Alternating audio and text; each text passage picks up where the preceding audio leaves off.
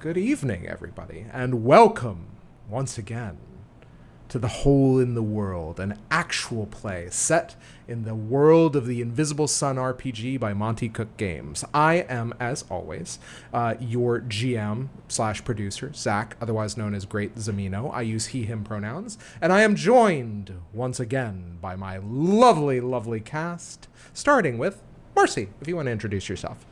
Hello. We're gonna play on hard mode. If you don't know who I am by now, what's going on? Um,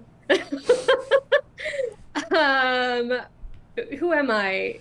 Let's leave that as a mystery. You can spin a wheel and decide for yourself for this evening. I think that'll be fun, this late in the game for you. However, who I'm playing is still Gabrielle Kazan, the iconoclastic art and apostate who hosts the choir. And that one you cannot spin a wheel on because we've already done it.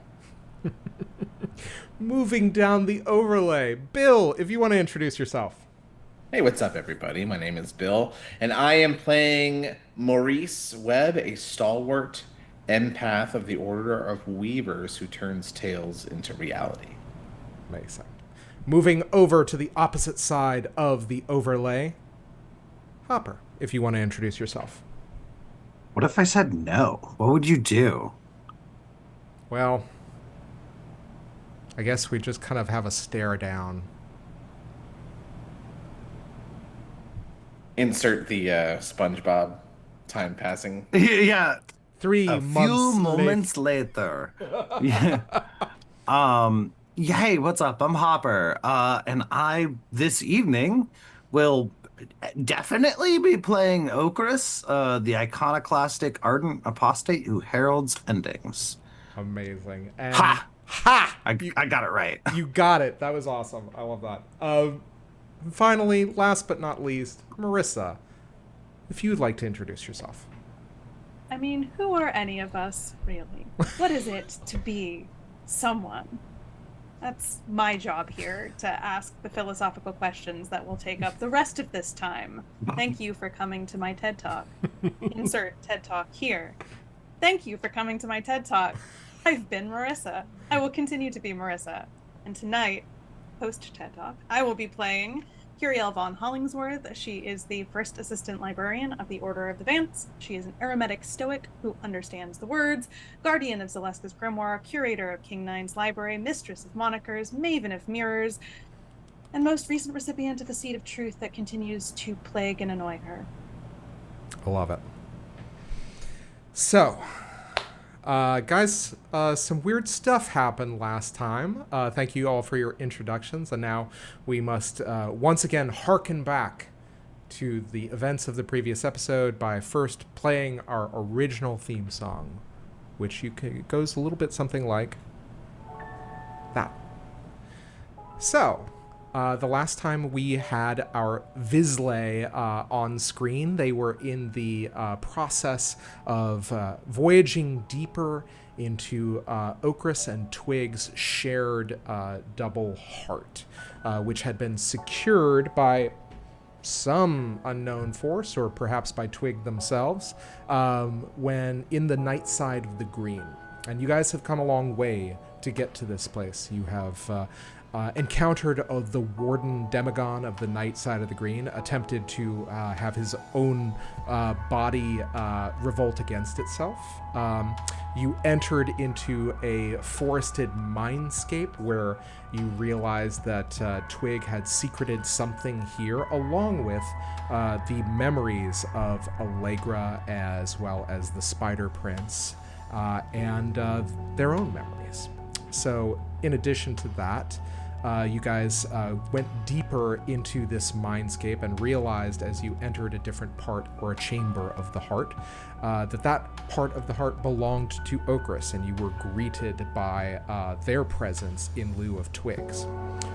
You guys found yourselves in the Gallery of Endings, which was the one of the kind of most sacred mindscapes of Okris, a being that cherishes the ability to bring endings to things that had run on too long, basically kind of putting kind of corrupted existences or too long existences to rest.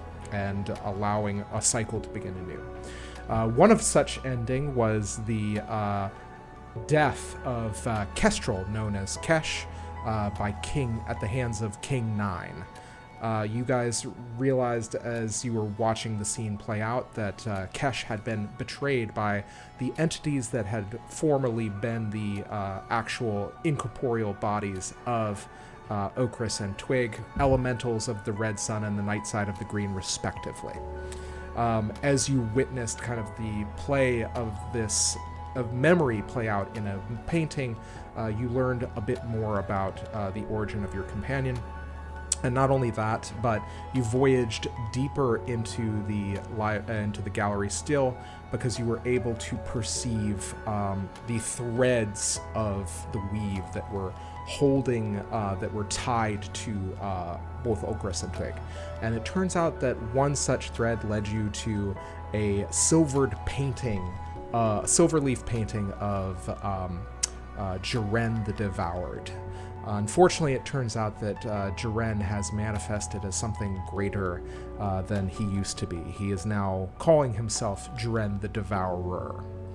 A similar kind of entity menaced you guys when you went into a ruined version of the Wartime Zeros bar. Essentially, you encountered flickers of memory, stills of the former soldiers that you served within the events of the war report, and you watched all of them lay waste to each other in this bar as they were tainted and the memory was tainted and corrupted by the influence of Jiren. However, Gavriel managed to drink a slug of the cocktail money, which it turns out was the actual repository for Jiren's kind of influence within this chamber. Gav has never had a good experience at Zeros. Like the last and first time she was there, she drank like a demonic drink that like just made her puke her guts up. Mm-hmm. Well, you have for to. Bad. You made these choices. What? Huh? I don't accept any of the consequences of these cons. Look, I just, you sow, you reap. That is the process, unless it's kind of like a weird crop. That is kind of that is just how it works at a bar in general, to be honest. It's fair. It's absolutely fair. You guys were able to remind me how you liberated Gavriel from this grip. I believe. What did you do, Okris, in that moment? You sledgehammered me. You sledge. Oh, just took the head of the sledgehammer and just like, bam, right to the tummy. And you. One way to avoid a hangover. You managed to break the sledge of the 13th hour across Gavriel's six-pack. Honestly, just says a hell of a thing about your workouts. But the other thing that transpired is you managed to make a temporary ally, perhaps, in Fortinbras, Twig's awakened gun, who it turns out had a thing for Gavriel's sniper rifle. So... I forgot about that. I didn't. Why'd you say it like that, Zach? No, now this is canon to me. This just lives rent-free in the back of my head. But yeah, so you guys managed to save your friend before things got worse. However, I will say that you have exited back out onto the street from the bar and from the gallery, and the things that loom in front of you are two locations. A massive kind of radio tower that seems to be kind of behind a large glass atrium with half ruined and destroyed windows, and another half completely infested with ivy and other kind of infestive plants. And it's in this moment that we're going to pick up where we left off. But first, a little music. So, Looming in front of you is a large kind of globular chamber. A glass, half greenhouse, half atrium, perhaps. It's, I'd say, about 100 feet ahead.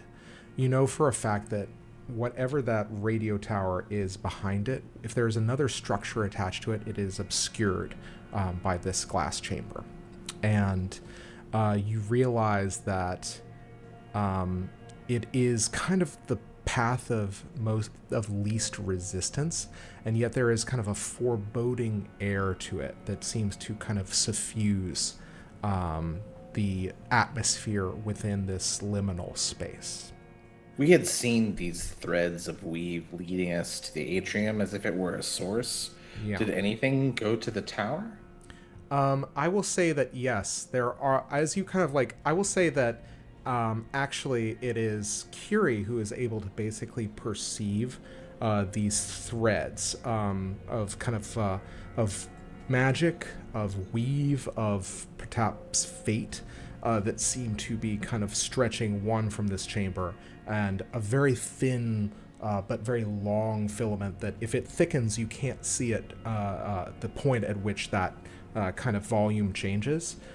You can see it stretching up into the sky towards the top of the radio tower.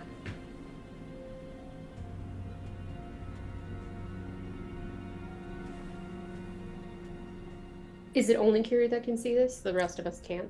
I will say that, yeah, I think all of you feel the forebodingness, kind of like it's almost kind of like a Jovian pressure that you kind of all kind of feel within this space. But Curie, you're the only person that can kind of see this. The thing about this is... No, but point of order, I had just done like a check. You told me at the end of last session that I did some stuff. Yeah, tell me and what... I was seeing it. Yeah. Because like we pulled a card. That's right. Right. Yeah. It was, I believe it was kind of like I think it was the revealing knife, wasn't it? It was the revealing knife, and yeah, so I was following the weave, and I could see it also was connected to a death strand of pale. Of pale silver. Yeah. Yeah, it was like pale shot through with silver. But at the same time, I will say that you have had to kind of like labor and to kind of like look almost like you're looking at a magic eye for this thing. Curie, you're able to see this naturally. The thing that Gabrielle, normally something like this that I'm describing, you would perhaps be able to see if it was apparent to the naked eye and it was being obfuscated. You would be able to see it truly. But this is a different form of perception. It is not something that is hidden from you. It's just a spectrum you can't see. Thank you for clarifying, because you knew exactly where I was going. Yeah. So absolutely. Maurice gets everyone's attention and says, "I love it when I can see your eyes. Everybody here with me?" And he says, "Look, I'm getting the sense that whatever is in there," and he points to the atrium overgrown with ivy. "I think that's our last step. I think," and he points upwards, "I think that's where we need to go first. Oh, Chris, I defer to you, of course."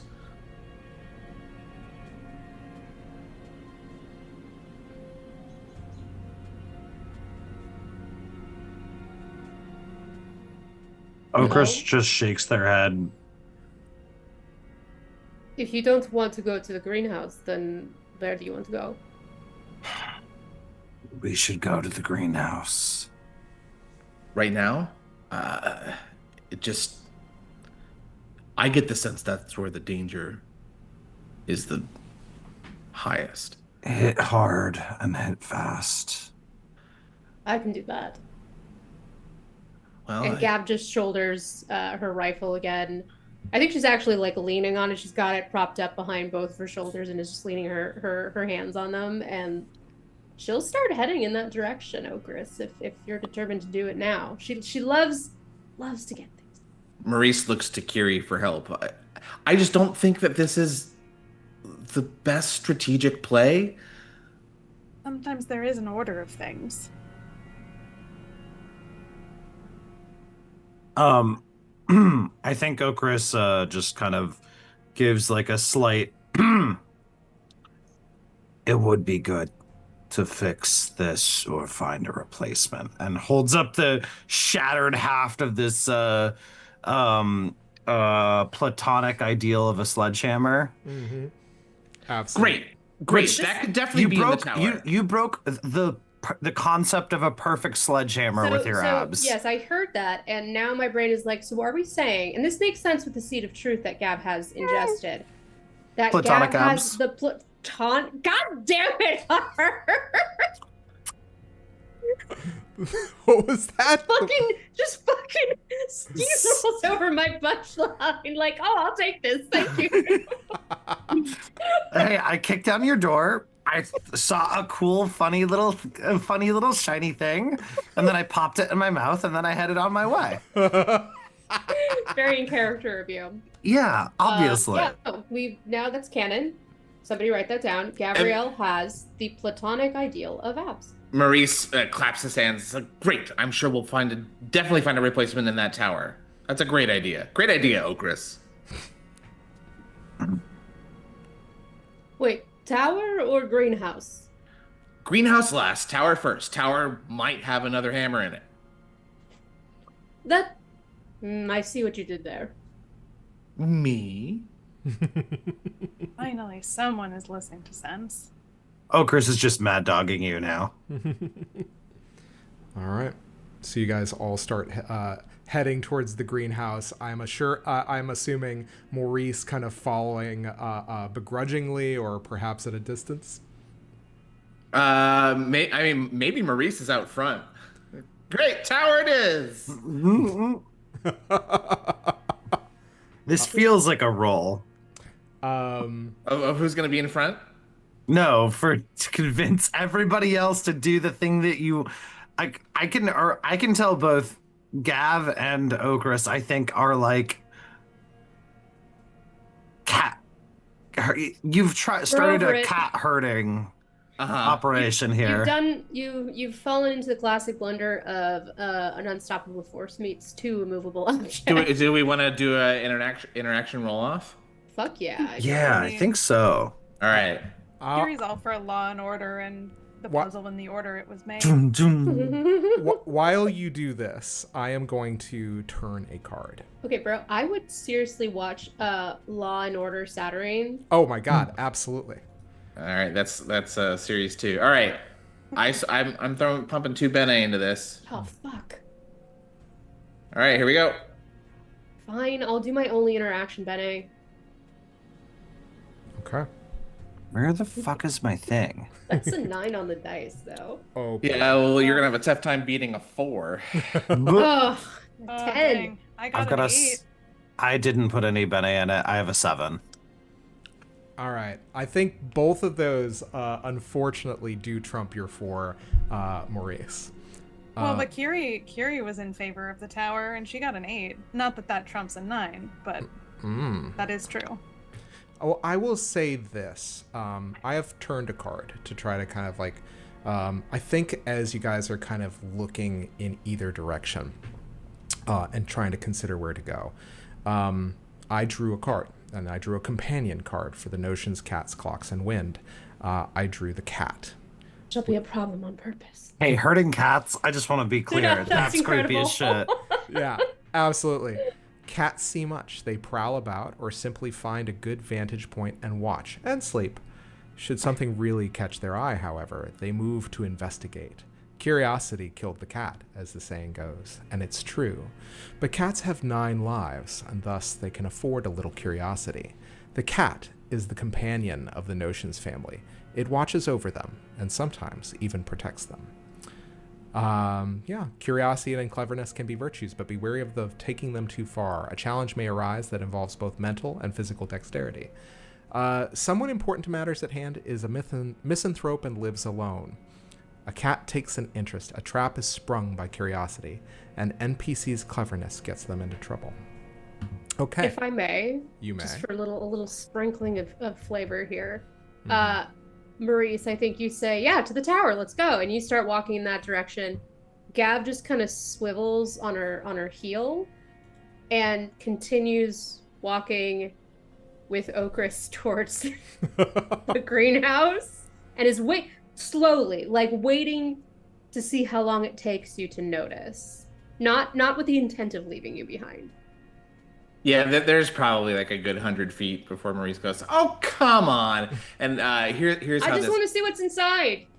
here's how this goes down. Maurice runs to catch up, and then does a pratfall.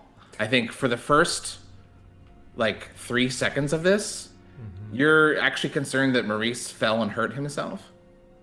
Um, but he somersaults forward like Willy Wonka. I was about to say, who are you?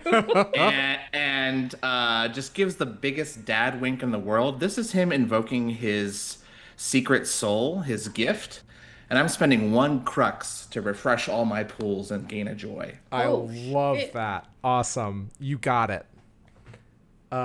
Perfect. You gain all of your pools back, and as you kind of somersault forward, is there something? Does your kind of like aspect change for everybody? What happens? No, it's just, there is just like, huh, I didn't know Maurice could move like that. Okay. Zach, give me a little bit more color on exactly what Kiri feels about these two directions. Like, I know what she can see. Absolutely. I think that what you see as you guys are beginning to move towards the greenhouse in particular, you feel another one of these kind of strands that you can kind of perceive as it's kind of stretching out of Okris.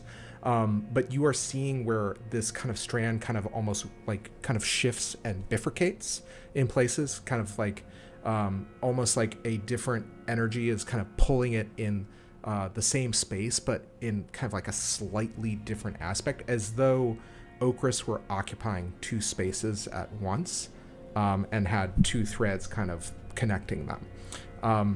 And you realize that all of this is kind of like this thread is shot through with pale and silver, but that kind of like still interlaced weave to some degree, but suddenly kind of wrapping around the this kind of thread, you see a much more solid block of pale. As though like something, like as though this kind of thread has been embedded inside of this kind of like more pale, larger cord, and it's getting thicker as it kind of goes through the top of the greenhouse, and just seems like it's almost like it's something like a spring kind of coming out. That is kind of what I'll say you get with that question. Got you. She doesn't get a sense of directionality, though. Like, I'm sort of trying to get a read on, like, how hard should Kiri fight the going to the greenhouse thing? Like, does she get a sense that there's, like, a linearity about the radio tower and, like, that, like, does she have a feeling that that is a important thing before the greenhouse? Or is it more like this is a path that the threads kind of point in either direction and is sort of just choose left or right? I think what I'm going to do is I am going to turn a card. You hearken your ear, your senses, to the current of magic. Breathe in deep, and you still your mind.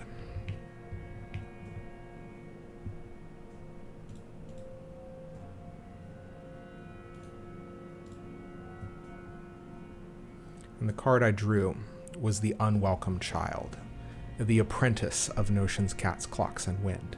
Meanings: bad luck, imbalance, things undesired, outcasts, and duplicitousness. We've drawn this card a couple of times before, and the idea is you see this shattered clock tower in the illustration, and an malicious-looking child holding a struggling cat. Since we've read this a bunch, I'm just going to describe the image for you.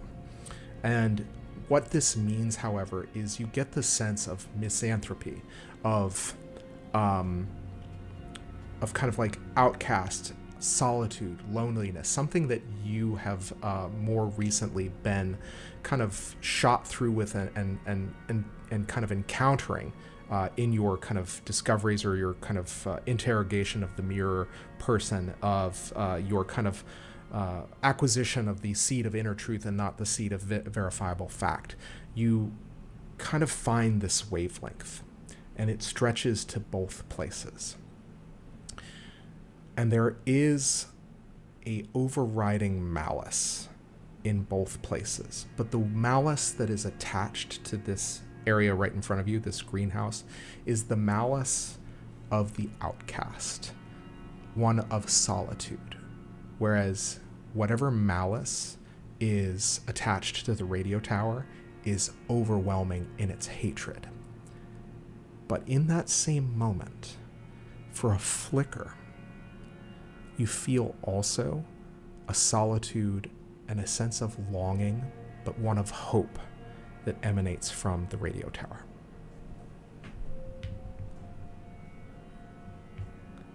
I think we lost a little bit of Zach. Oh boy. Nope. That might have been just me then. That was just you. It skipped for me as well. I Oh. just missed the last word he said. There is something at the radio tower. Basically, there is a sense of hope at the radio tower. Sorry about that. I think my internet connection is apparently unstable. We'll see how it goes. It, like the unwelcome child, decided that it wanted to divorce you from the group for a moment. Okay, so I think, correct me if I'm wrong, but she doesn't get a sense that, so she gets a sense of hope from the radio tower, but it doesn't, she's not feeling like this overwhelming pull to it over the greenhouse. Right. You Okay. I mean, this thing is, it's kind of pulling to you in the sense of like how malicious it is and how like overwhelming the force is, but you feel that same kind of, there's the same malice, but it's lesser or it's less directed. Okay. Like, honestly, the radio tower feels like the malice is directing at all of you.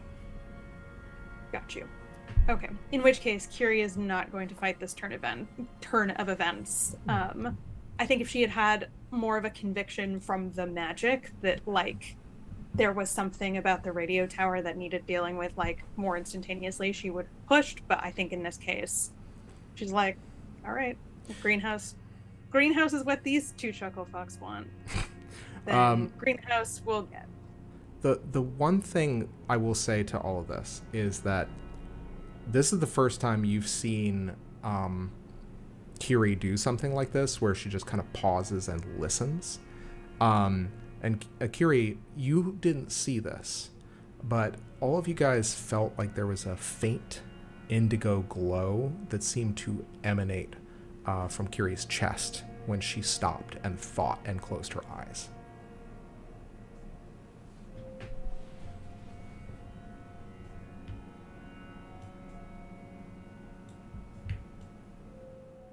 So are we, we're all approaching the atrium at this moment? Do you believe so? Yeah. Okay. Gav is definitely walking that direction. Great. Okay. So as you guys approach the greenhouse, who's in front? Is it still Maurice, or is it Okris, or is it Gav? Okris isn't the type of person to get spicy about being in the lead, so I think it might be me, Dan. Yeah, I think because Kiri paused to think, she's definitely bringing up the rear. So you move forward, Gabrielle, and you see this large greenhouse. Think of it almost like a palatial greenhouse. It's inordinately large. Could be something, at least you perceive something that's about 200 feet wide by like 400 or 600 feet long. And I think that as you kind of come upon it, that kind of overgrowth on one side of the chamber is essentially kind of like basically living ivy or living kind of like infesting vines seem to be almost kind of like slowly shifting over one side, and on the other is absolute and utter ruin. Like all of the panes of window have been shattered and poked out, and the actual structure of everything is kind of moldering and kind of falling apart. So essentially what you're looking at is kind of like just this area that is, it seems like this structure is almost it's bifurcated almost perfectly. And there is a central glassed French entrance essentially to this greenhouse. And as you look through one of the ruined panes, you see all of these vines kind of almost poking through the roof, and basically kind of forming what looks to be like a massive structure in the middle. You can't tell much more than that from your distance. You will have to go inside to find out more. I would say, unless anyone is planning on turning the train around, Gav is going to move to open the gate. Okay. For the door. As the doors open, one kind of squeaking, one you have to pull so hard against the overgrowth that has kind of stopped and imposed friction upon the door. You open the doors, and as you walk through the greenhouse, it's kind of a picture of kind of like sliding doors. On one side is rows upon rows of topiary of gardening implements and tools, rows of plants that are not just thriving, they are rapacious. They are covering all of the ground over this kind of one side of this massive greenhouse. And then on the other side, you see everything completely in ruins. Basically, everything is falling apart. All of the pots that the plants would otherwise be placed in, the pottery is ruined. The soil is absolutely fallow. There is nothing kind of like, it is completely arid. There are no nutrients. It's almost like as though it's been washed in like a gray sepia. But in the center of this massive chamber is, for all kind of kind of the closest thing you could call it, is a bed. And resting on this bed seems to be a humanoid form that is shriveled and wizened and grasping around something that seems to be protruding from their heart. And you realize that what is protruding from their heart is a massive spiral and tangle of roots, one of which is a perfect silver, and the other kind of roots of which surround it are kind of verdant and rapacious green and seem to be the source of the vines that have kind of spread out over the rooftop and the side of this infested greenhouse. And that's what you see. And this shriveled, desiccated corpse, does it look familiar altogether? I think that, remind me, which one of you is the one that saw Twig's reflection in the in the forest in Silver Sun? Kiri, you see a very familiar form of garb and dress. However, you can if you are behind Okris, it will take a moment for you to kind of catch up to this. Gav, if you want to identify this, I'm going to need you to make a perception roll. Yeah, why not? Yeah. Why not? I'll do it just plain and simple. Okay. All right. Respectable 6. Okay. I will say that you recognize this garb, this whatever kind of like the tatters of whatever this form is wearing reminds you of something you saw in the painting in the Gallery of Endings. Yeah, I'm not sure if she put two and two together. Yeah, excellent. In that case, Okris, are you heading in? Yeah, Okris is moving into the space. They do have perfect memory. Do they recognize this body? We will resolve that in just a moment. But first, I have to ask you, who steps through this shared atrium? Is it Twig? Is it Okris? Or is it both of them side by side? I'm gonna roll off.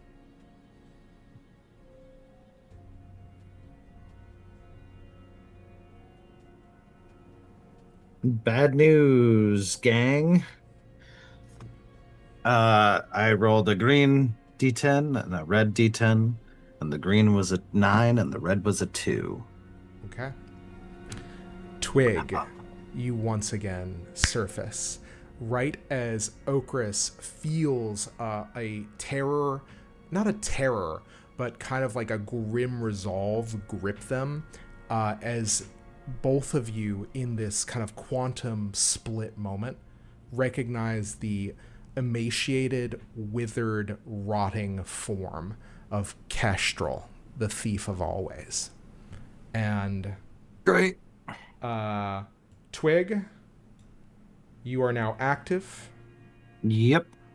Are my pools reset since I was not around for a while? Does that count as rest? I will say if you would like to spend one of your rest actions to refresh a pool, or two, I will give you two, because essentially you've spent an action and 10 minutes. I wouldn't say you've been here for an hour. Okay. Okay. Cool. I'm gonna do that. And as you enter Twig, I think before you can kind of look to your companions, you see a shadowy form emerge from one side of this kind of rooted bed. I was wondering when you would arrive. And you see a form that is not unlike the Kestrel that you saw attempt to wipe your memory. I think, yeah, Twig kind of like does it is interesting because even if you're watching, I think if you didn't clock the color of the hair start to change, there's still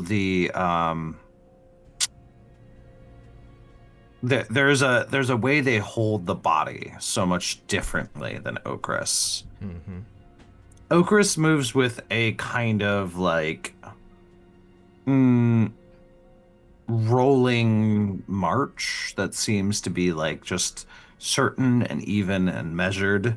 And Twig kind of does like we're not talking Ministry of Silly Walks, but they move much more lightly. They move and like their steps are a little bit less even. They move they like their weight is further towards the balls of their feet. Like they walk differently. They hold their body differently. And I think Twig kind of just turns, one hand instinctively reaching for Fortinbras. You realize it has moved to the opposite hip. The fuck? Who does that? Is it in a cross draw at least? Or did this dickhead just... rude. And you see Kestrel, what you think is Kestrel, looking at all of you expectantly and just saying, so we have a happy little reunion here finally. I don't think... Rifle is out. What now? Rifle is out. All right. I don't think any of those words are true. And yet this is where we find ourselves. Tell me, do you think that you will survive Dren crunching his silver teeth over your heart? Probably. I wonder why that is. Do you think you'll survive? Oh.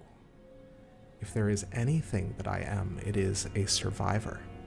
I was killed by King Nine, and yet here I am. I guess we can always double check if you're up to it. Ooh, as tempting as that is, I have a proposal instead. Perhaps before I sink my very long teeth into each of your necks, we can perhaps discuss the matter like civilized Vizsla. Is the body still there, or is this like a shadow speaking? The body is still there and has not moved, and this shadow, whatever this kind of manifestation of Kestrel is, has moved to kind of a conversational distance, but is not overtly attacking you. Got it. Or bracing for combat. Can I use a Forte ability? You may certainly try. Can I call object from metaphor? Yeah. What do you want to call? I want to use the metaphor sunlight is the best disinfectant and have a spray bottle. Okay. No, back. I love this. And no, I'm kidding. I am going to turn a card as you pulled that ability. Thanks. Oh, this is great. The Banished Serpent. Okay. It is empowers silver, it weakens gold. Vizsla no exile, but for them and their time in shadow, the exile was self-imposed. The Banished Serpent was cast out, sent back from whence it came.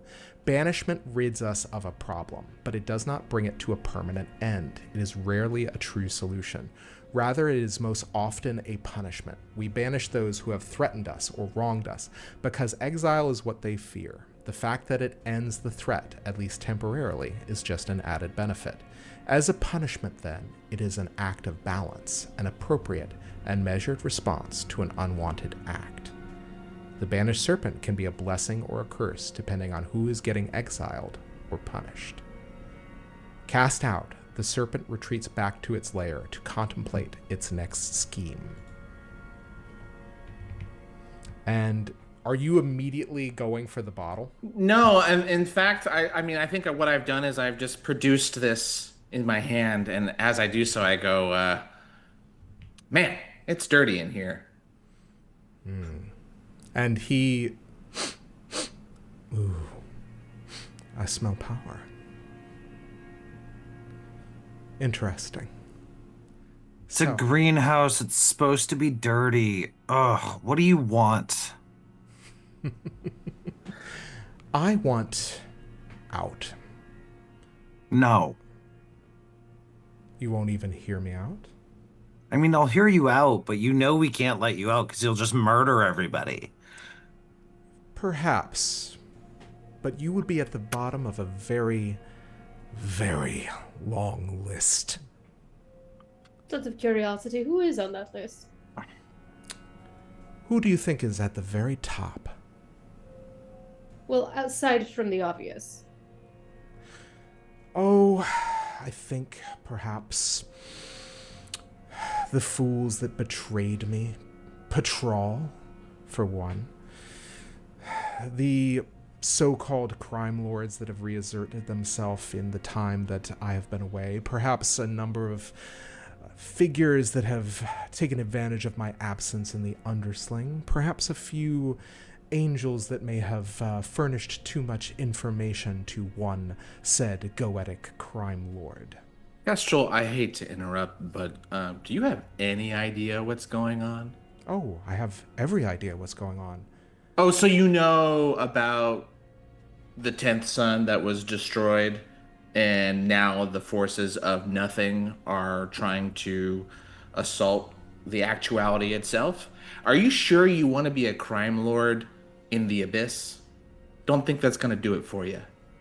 And he smiles a wide smile with a flash of fang. But the thing that is interesting is it is not like a full vampire fang. It is a kind of almost pointed canine. It almost seems like he's kind of showing to your benefit, almost like he's kind of created an illusion. But at the same time, and I think, Gav, you are the one who sees through this, but Maurice, make me an interaction roll. Hell yeah. Off the cuff. No Bene. Let's go. Okay. 4. He looks and smiles as though he has a secret. Or they have a secret, rather.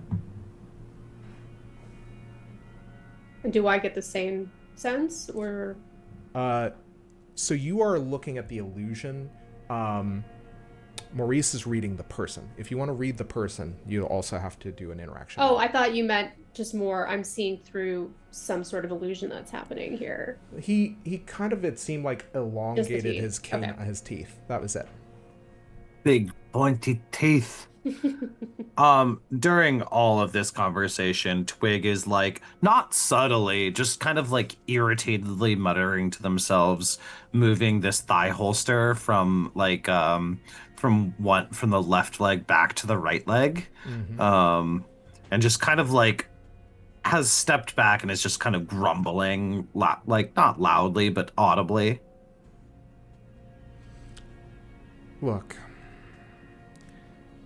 the next most highest priority for me is obviously this Jiren. Now, I can dispose of him now and perhaps take one great big burden off your list. Or you can fight me. I can kill you, or you can fight Jiren. He can kill you. And then I will pull him down from the inside. It matters not to me, but if we come to an accord, if you let me out, you can have your own body, and you'll deal with me later. Here's the thing that I'm not sure you've thought all the way through. We are we inside your body? Yes. Because if you were to kill everyone here, or let's say just for fun, we kill you, well, I don't think you're going anywhere.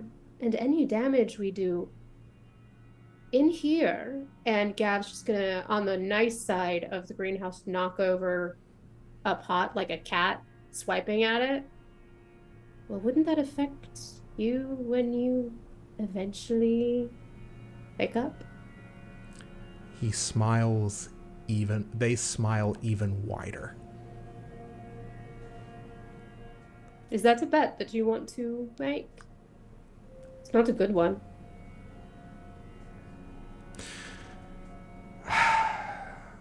I am a very powerful, very old Vizsla, a Goetic I could summon. In here? In here. Or would it just be the idea of what we think you would summon? If I choose to believe that you could not do any of those things, could that really happen? You've been playing in their memories, and these have seemed very real to you. Who's to say that something I remember won't have just as much of an effect on each of you? The funny thing about mindscapes or hardscapes, it's only as real as we'd like it to be. And What do you have to offer us? I've heard that you'll help us fight Jiren, but you know that Jiren is merely just a roadblock. We fight a bigger fight. What do you have to offer? So, you are very correct in the assessment that it is not in my best interest for the world to end as I know it.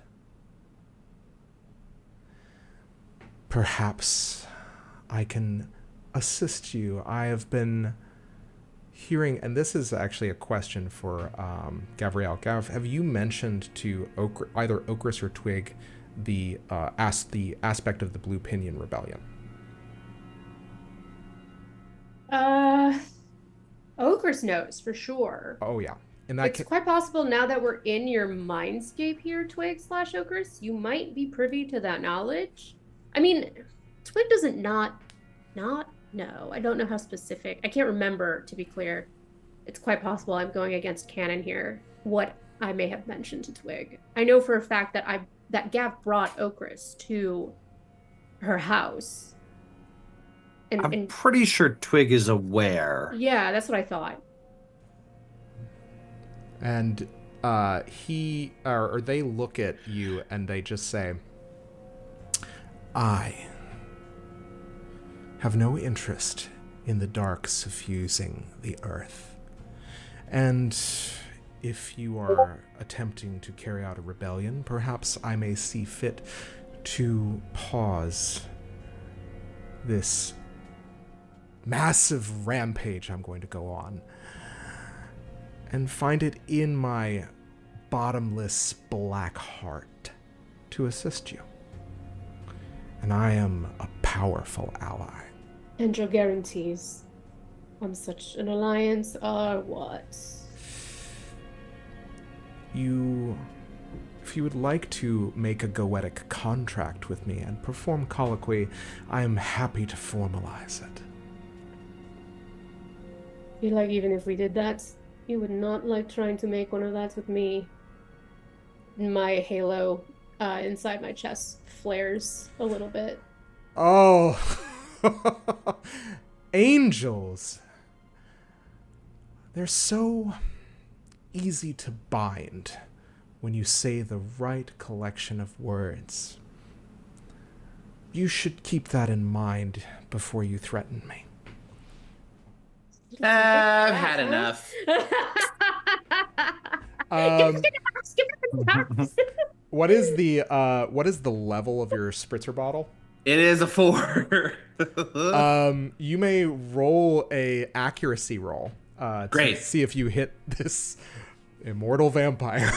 Let's go. I'm going to accurate. Yep. I'm going to spend. I can spend a sortilege. Yeah. Well, I'll tell you this. You have 2 dice already. Because it is a magical object. Great. So go ahead and if you roll a 7, this is a challenge. Let me think. Yeah, challenge 11 to hit Kesh. Cool. So if you, I'm going to use advanced sortilege to roll 3 dice. Okay. We've got the highest all day is a 10. You mean a 0? No. So 8 plus 2 is 10, so I don't hit the 11. Okay. All right. You just see see them kind of imperceptibly move, as though you kind of aimed and they were there a moment ago and they're gone now from that spot. And you just see Kesh, not again moving offensively, just looks at you saying, "Are you sure you want to do that? I am speaking in good faith, but I respond to threats in kind." Maurice is kind of ignoring him and looks at the rest of the 3 of you and says, this guy wouldn't be talking to us if he didn't need us. If he wants to fight us, I think we got him. But I think Curious steps forward still. All the same, I don't know if it's a fight we can just yet win. This strikes me as more of a negotiation. Not only that, but even if you did somehow defeat me temporarily, you'd still have to face Jiren after. You mean again? Yes. That is funny. Precisely why is it that Jiren seems to be able to come back? I have always wondered that. You seem to be immortal, no? I wonder if there's, Would you care to elaborate, Kesh, as to why that might be? He leans forward and says, "Careful. All I'm saying is that you would make a mistake by underestimating us and our grasp of what is going on here. Noted. I spray again ineffectively because I can't hit an 11 without spending Bene, which I no longer have. Hey! Stop that. Besides, I'm not that kind of vampire. Oh, then what kind are you? The kind that offers a deal.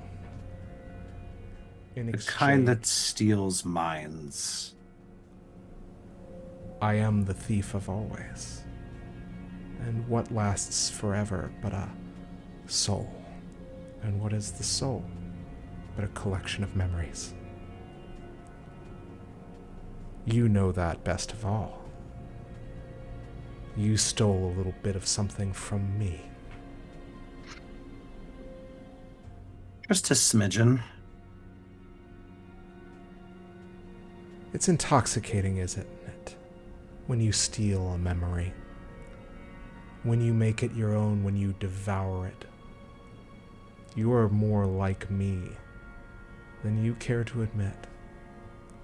Perhaps is that me rubbing off on you? Or is that what you've always been? A devourer. That's life, baby. You eat, you grow. It's not that complicated. You said there's a silver strand of roots leading down into this body. Mm-hmm.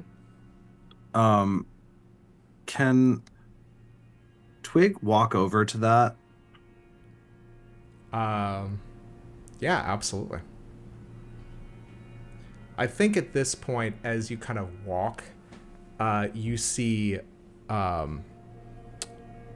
Kesh moving in parallel to you. Think about it. I could liberate you from that spoil sport of a contemporary you have, the extra rider. You could have this body to yourself, and I will just simply find another, or better yet, grow a new one. Do you forget how many years you kept us? I know you. Do you know how many years I have been in that emaciated form? Let's let bygones be bygones. Nah. And Twig is gonna pull out Fortinbras and shoot the silver root. Absolutely. You may go ahead and make me this is going to be an attack roll. I believe Fortinbras is level 4. So you are going to need to hit a 10 twice to... Fortinbras is level 8. Oh, shit. Okay. You are going also, what's up? I did crimes when I made this this fucker. Fortinbras is level 8. I have +5 to hit and an additional dice. All right. Go ahead and roll your damage. So I need to hit twos? You need to hit 2s twice. I'm pretty comfortable. I'm gonna put a Bene in this. Or can I just put 2 Bene in it so I auto hit, or do I still need to roll? You may certainly auto hit if you would like. I'm gonna put 2 Bene into this to auto hit. Boom. You describe what it looks like as the root severs. Yeah, Fortinbras, like massive, this like just really oversized kind of like comic book ass, video game ass revolver that seems to have like pieces kind of detached and kind of moving around itself in a way that like forms the concept of a gun very thoroughly, of this massive revolver. There's just this extremely loud report as this huge slug just at point blank range just shreds into this. Do you need me to roll damage, Zach? I do not. I'm sure this was not a terrible life choice. I'm sure that this was a great choice and nothing bad will ever go wrong or ever happen to me. I mean, I've got your back, but let's resolve this because I think Gab did something simultaneously hearing Fortinbras's retort. Okay, so I need to change the music. You sever this root, massive at the heart of this, the heart of this greenhouse, and you hear Kesh start laughing. Oh, it feels so good to be without that parasite, finally. And you see the form on the bed begin to reflesh and begin to reconstitute itself as it begins twitching. Oh, I am going to enjoy this so much. Thank you. Thank you. Thank you. And he is going to turn and begin walking backwards towards the corpse on the bed. Purse of Feathers. Okay. It is level 5. And yeah, I'm cursing him to sprout literal bird-like feathers and flesh that come tearing out of him, corporeal or otherwise. Okay. So let me ask you, so this is a level 5. Yes. How many dice are you rolling? It just says 1. It doesn't say I get an extra dice. Okay. I am going, because this is a spell, I'm going to give you 2 to start. Okay. Kesh, you have to hit him twice. You have to roll, or add, from that starting level, you have to add enough or roll enough to hit 6 on both dice.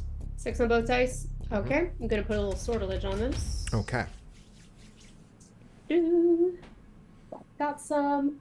Oh, hell yeah, baby. That's going to be a 6 and an 8. Okay. All right. As he begins... Oh, by the way, he has it until I choose to lift it, and anytime I roll a 0 on the dice, which happens every round, well, not the 0, but when I roll the dice every round, he's going to take... Well, he takes 4 points of damage now, and he will take 4 points anytime a 0 is rolled on a dice that I make to reach him. Amazing.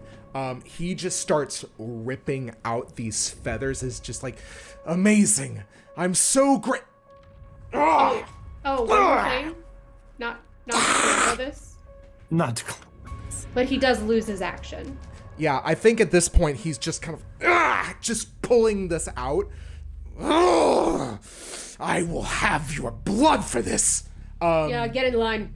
And you just see him angrily pulling out. What do these feathers look like? I think they look like hers. They look like her people's feathers that naturally grow, and they are just like spiking up all around him. Since he's still semi non-corporeal, I would say it's pretty gory, but I think in this case we're just seeing the shadow essence pool off of him. And we're seeing the red, which is the color of the spell, kind of maybe the shadows take on this kind of blood red tinge instead. Absolutely. Yeah, he's just angrily for this action pulling out the feathers. You realize that it has been a long time, like incorporeal or not, since something has hurt him. And he is beginning to just like lose his patience, and more of that savagery is starting to come out. And instead of like elongated canines or vampire teeth, you just see their eyes just begin kind of clouding with almost like this black thunderstorm.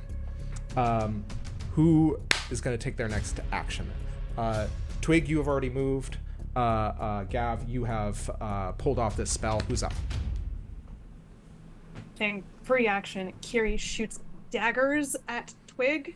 Mhm. This is why we ask questions. This is why we ask why they can't do this for themselves. Maybe then we won't be fighting this thing.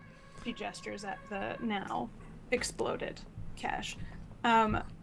Kiri's furious. She's mad. This is a mad Kiri. This is a cat with the tail fluffed and like the back arched. I love it. By the way, the card that I pulled when you cast your spell is the Unknowable Truth. It lights up indigo. It weakens gray. Truth, searching, and futility.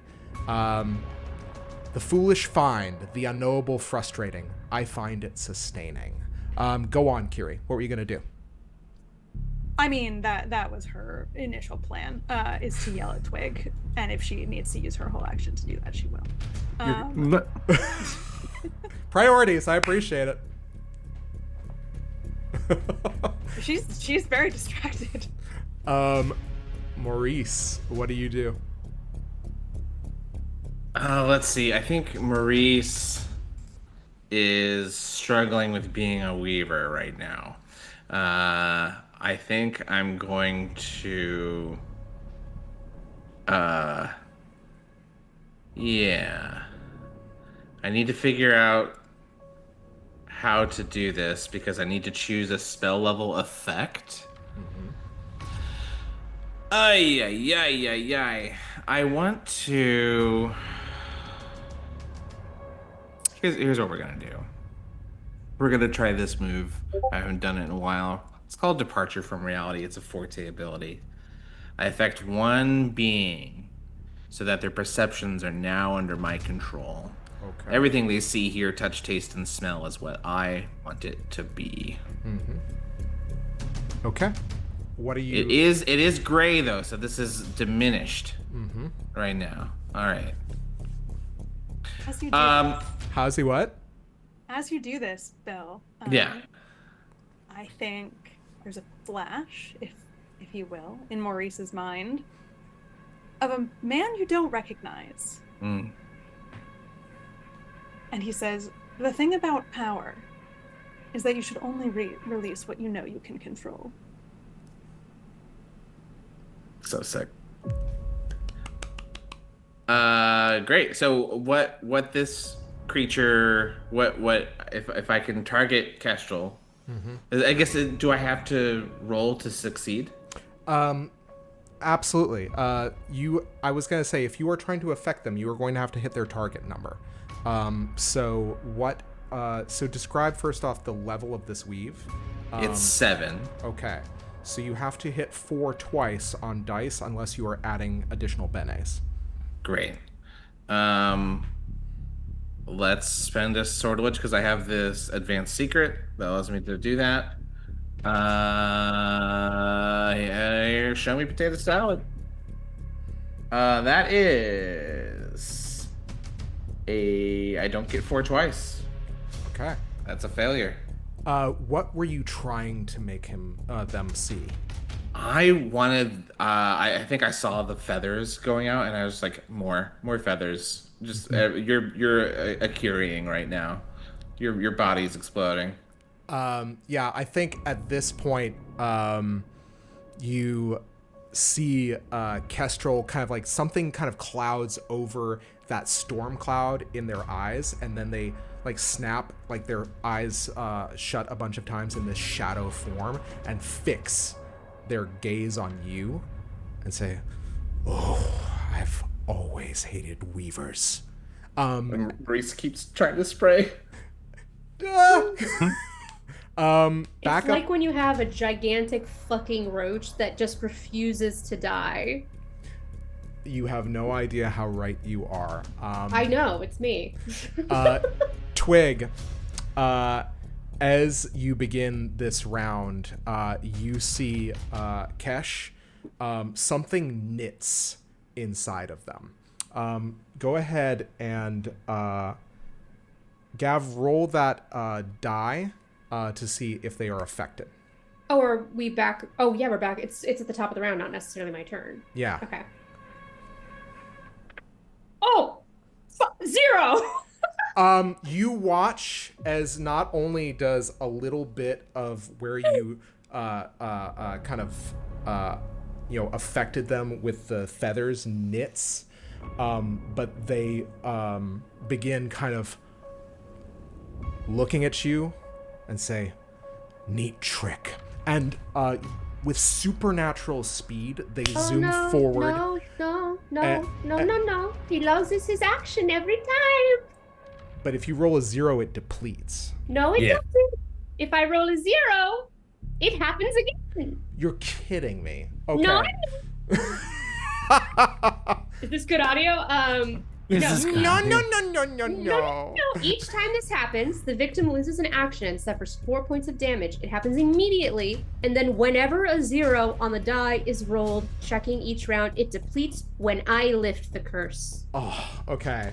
All right. In that, Hopper is horrified. That's heinous. That's incredibly powerful. It's a heinous spell for a 5th level spell. I will say that you still do see something like that you have done, like some injury of this explosive like plumage knits. But just as he turns, or they turn their attention to you again, and this Objection! time the feathers just like start coming down out from out of their throat. What? What was that? You're going to need to speak up. Twig, your turn. Twig is going to here's the question is, do I do yeah, we're gonna do that. We start at the beginning. Okay. Remind me what's currently on the board? The board. It's on the Path of Suns. It is accentuating indigo. It is weakening gray. Okay, and that's the only thing currently active? Or did we pull again? No, not yet. Okay. Well, I'm about to use a Forte ability, so I'm going to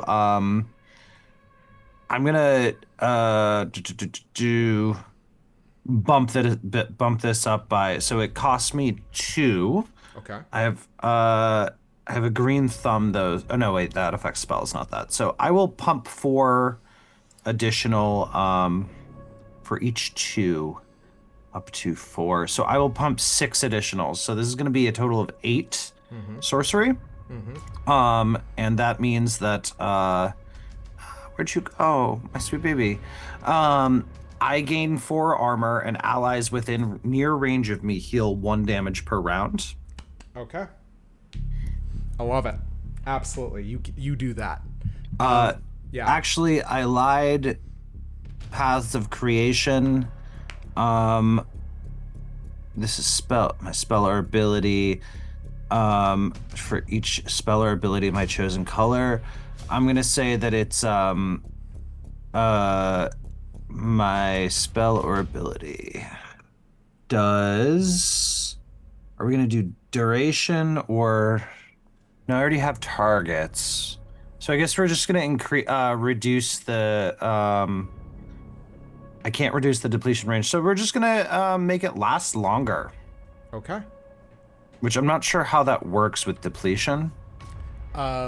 So I think in that case, if you are making it last longer, it would move from like an hour to a day, or like a minute to 10 minutes, something That's like my that. understanding. Yeah. Okay. Cool. Yeah. So, or like an action to a minute. So, what is that like? Are you trying to accentuate the curse, or what's happening?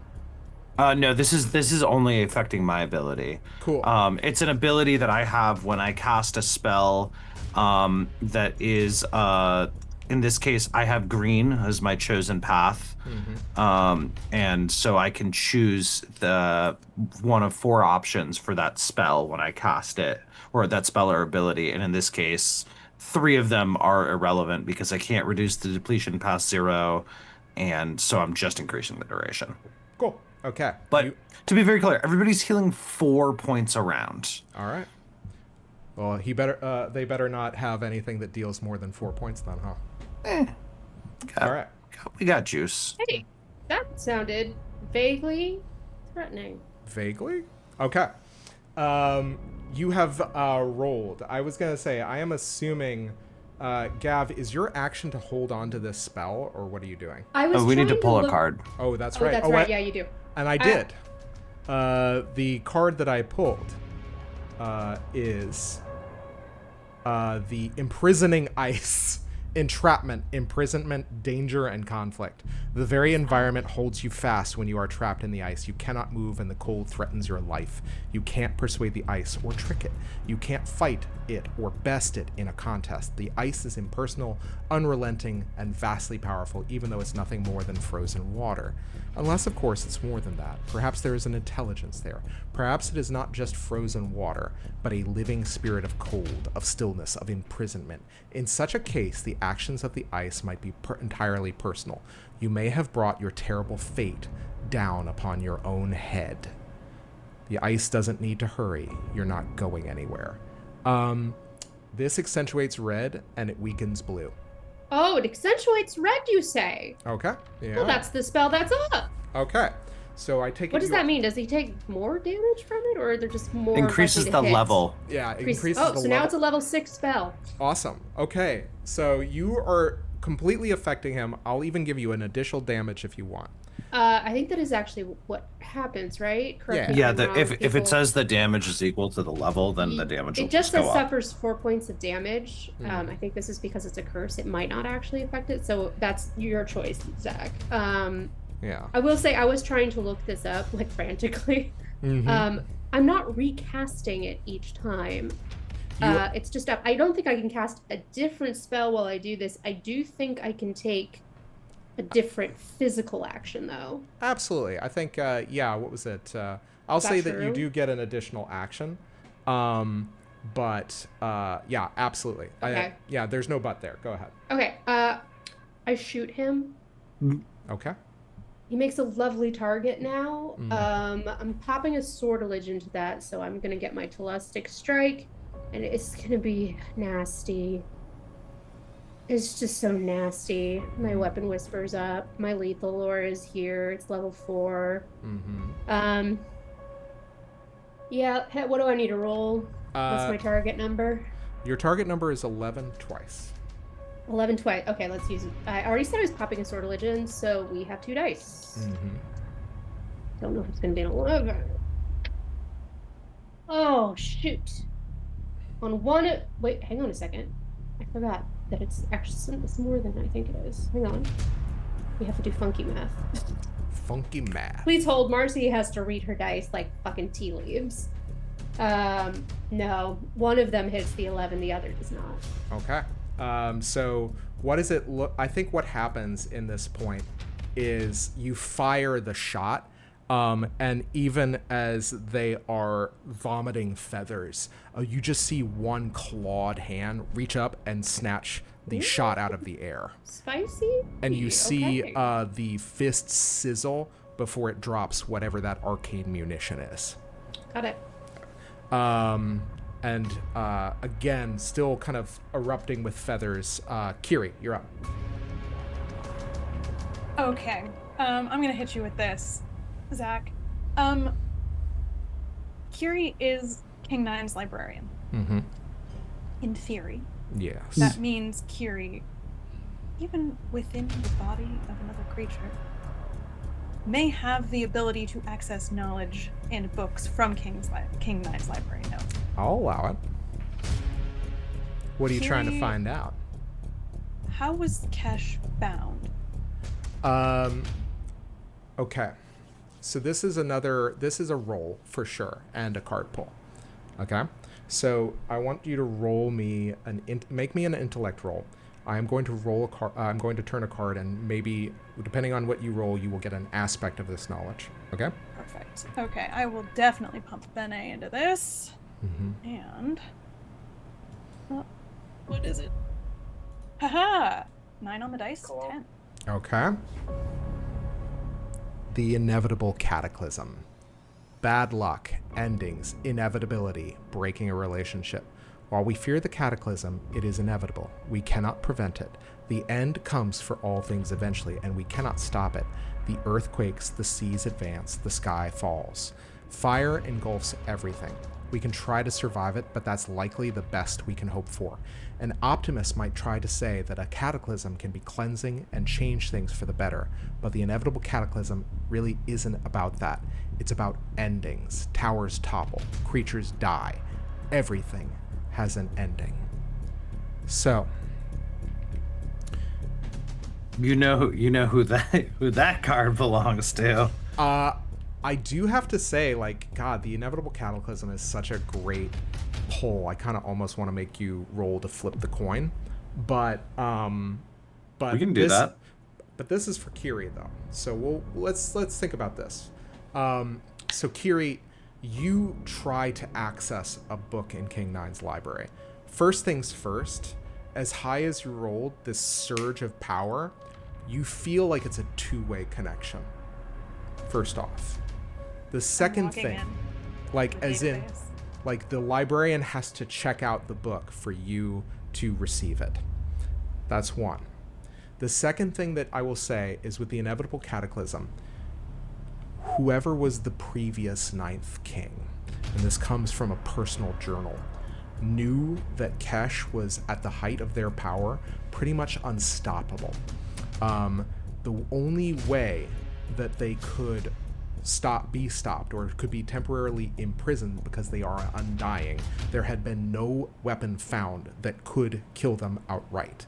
What instead they found was basically by enslaving them with fundamental forces within a corner of their own body after they had been basically been bound by their like beings of their own summoning. It was a very elaborate ritual, one that kind of lasted for some time and only lasted for as long as they did because they managed to impair and stop Kesh. However, this binding was meant to bind them for quite some time. Whatever has transpired between all of the adventures that you guys have been on, from the exposure to the seed of truth, whatever you have done has shortened that that confinement, and now the bindings are starting to come undone. You could rebind them, but you know for a fact, based on this, it is a temporary solution. You do not know how long it will last. Does Kiri know what it would take, even if it's temporary? Leaves of emotion, elaborate rituals, nothing you could do without a tremendous amount of focused power right now.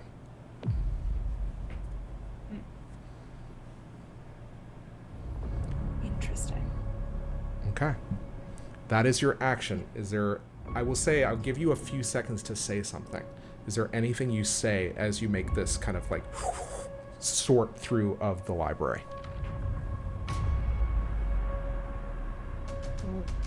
This is an interesting moment because it suggests there is a connection. Because we might not have this ability, but yeah, I think Gondor calls for aid. By which I mean, I think Kiri speaks back into the connection. Kesh's bindings are coming undone. You're trying to call King Nine. Into my heart?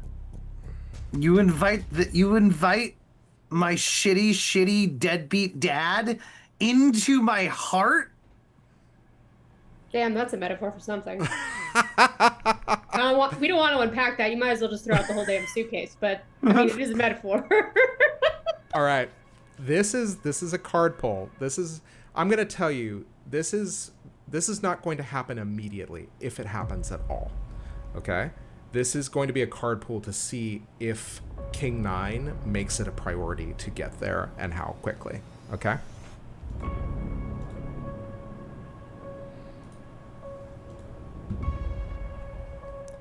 The mysterious rune. Magic, mystery, wordless communication. Words are spells, and spells are words. Runes encode words. They hide them in plain sight, store them. If you can decipher the rune, you gain its meaning, and thus its power. Those who scribe a rune, or even those who hold the book or other object the rune marks, are its masters. The Secrets family holds the mystery of a rune, along with all its hidden meanings. It is not an unknowable truth, but a secret that can be learned, though it's likely a difficult and dangerous one. Generally, this is considered a card of good fortune by Vizsla and bad fortune by Nons. There's a mystery afoot. There's something important that can be discovered if the person in question looks for it. Specifically, looking for something in a book is a good idea after this card is turned. Can you decipher what the book holds? As you strive to make this connection, you are the bearer of a grimoire. You understand the words, and there are words that echo to you in your mind that seem present in this moment and critical. There is not a weapon that exists that they knew of that could kill this immortal being. For some reason, they stick out in your mind. I knew it.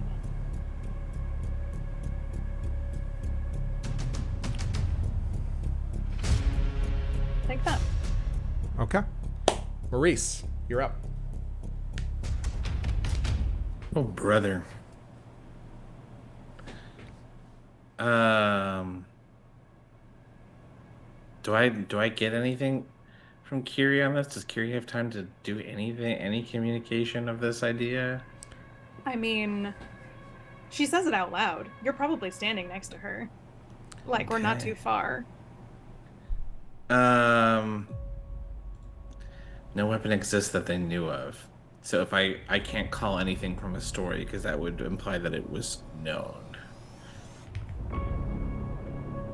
Or that it's that they didn't know. If we're parsing semantics, it's that it could have been an object that existed, but they didn't know that it was capable of doing what it can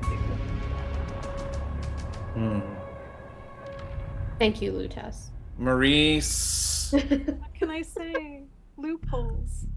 Maurice says, I have an idea.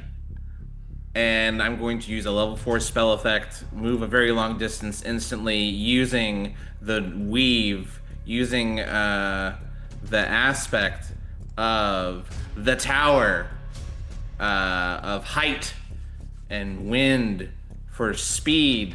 I'm going to teleport a very long distance instantly, and I'm going to be in the radio tower where we did not go.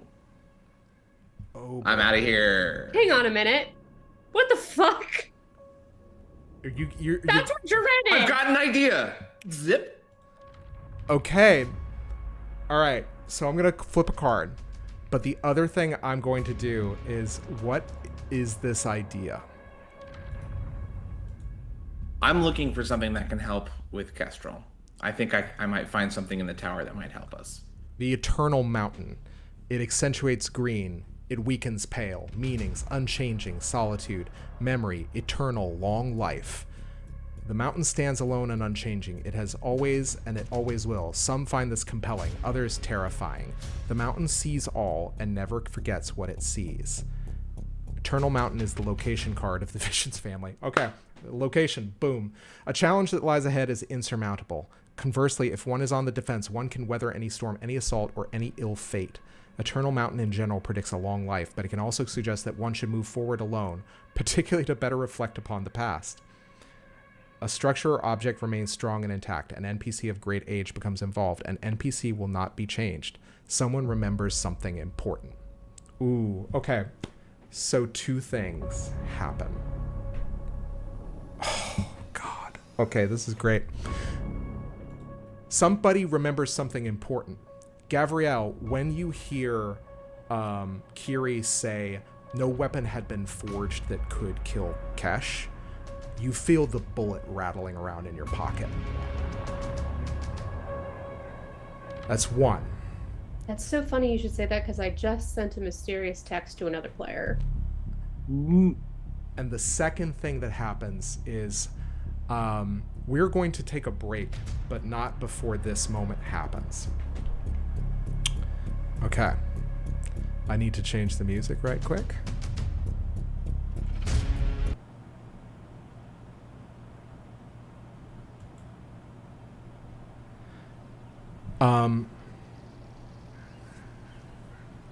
You find yourself in the radio tower of Satyrine, of Radio Free Satyrine. And you remember this moment where you were here, where you helped Twig help somebody else. And you know who you helped because you see the form of Darwin Yates behind a plexiglass window in an approximation of a radio station. He seems to be busy moving records onto a spin table and beginning to move things in tandem.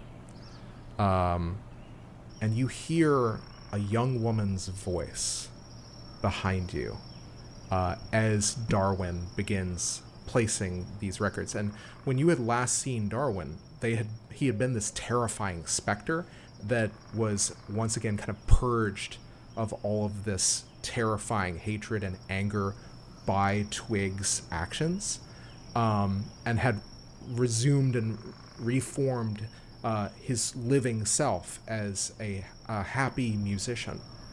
And you hear the sound of a woman's voice behind you that says, "You finally came!"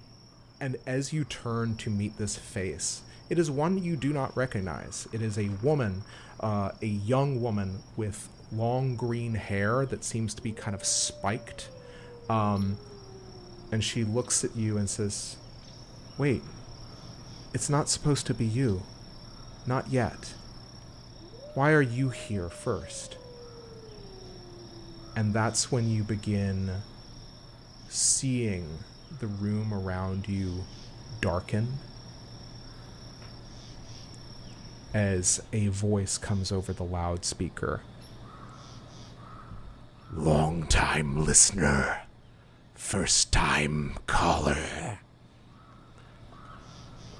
And that's where we're going to take our break. So guys, thank you so much for joining us for this wild and crazy episode. We are going to be back in about 10 minutes, so don't go anywhere. Come stay with us, check out the second half of this show, as hopefully I drive all of my players a little nuts with some truth bombs. It's going to be fun.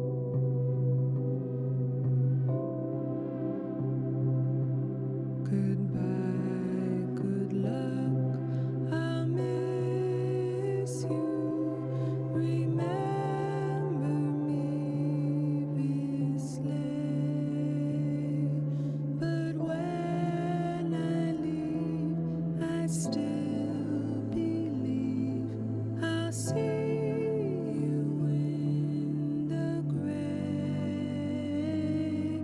Keep centering within you, alive while waiting. Welcome back, everybody, to The Hole in the World, an actual play set in the world of the Invisible Sun RPG by Monte Cook Games. Last we left off, you guys were in the process of maybe not tarring, but definitely feathering Kesh, the thief of always, but not before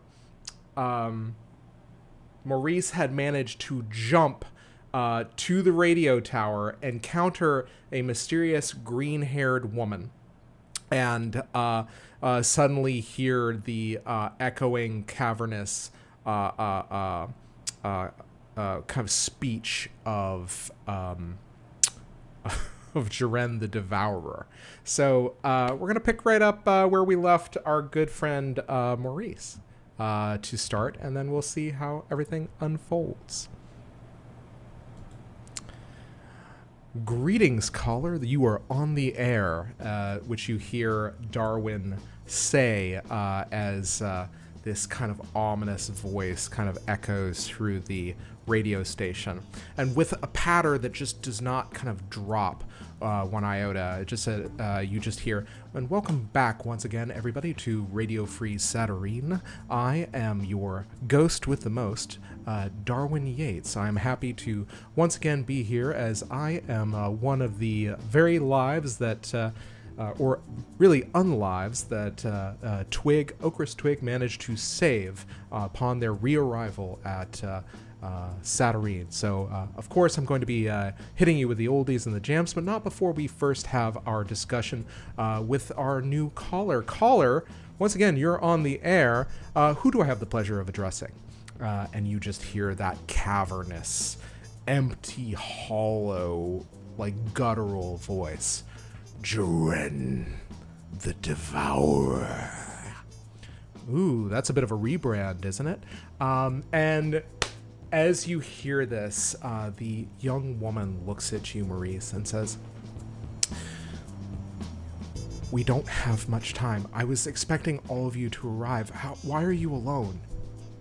Things aren't going so well over with Kestrel. I was looking for anything that could help.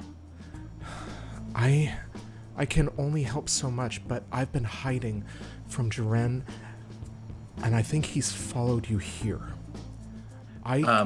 Maurice puts his hands on both of her shoulders, says, "It's all right. We're going to get through this. I'm Maurice." I'm called Aya.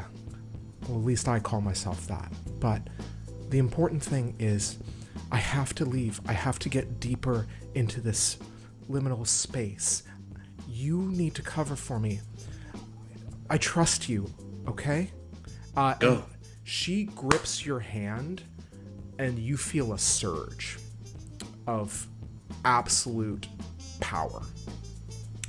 And things, Maurice, start clicking into place as this, kind of this surge runs through your hand. And as it's almost like you're watching a Rolodex flip through your mind. Things are starting to connect. Connections are being reforged. Ideas that you hadn't really connected from this inhalation of your past are beginning to reconnect and are beginning to remanifest. As this is happening, she almost like pauses and she says, "Oh no, I didn't mean to do that." As you begin almost having kind of a standing seizure. But while this is happening to you, you just hear Darwin say, "So, what is it that makes you the devourer as opposed to the devoured, Mr. Jiren?" "Well, I stole an idea." "And what idea is that?" "That I could be immortal." Oh, that's one heck of an idea. As you are grasped, this electric current running through you, I need you to open the secrets envelope.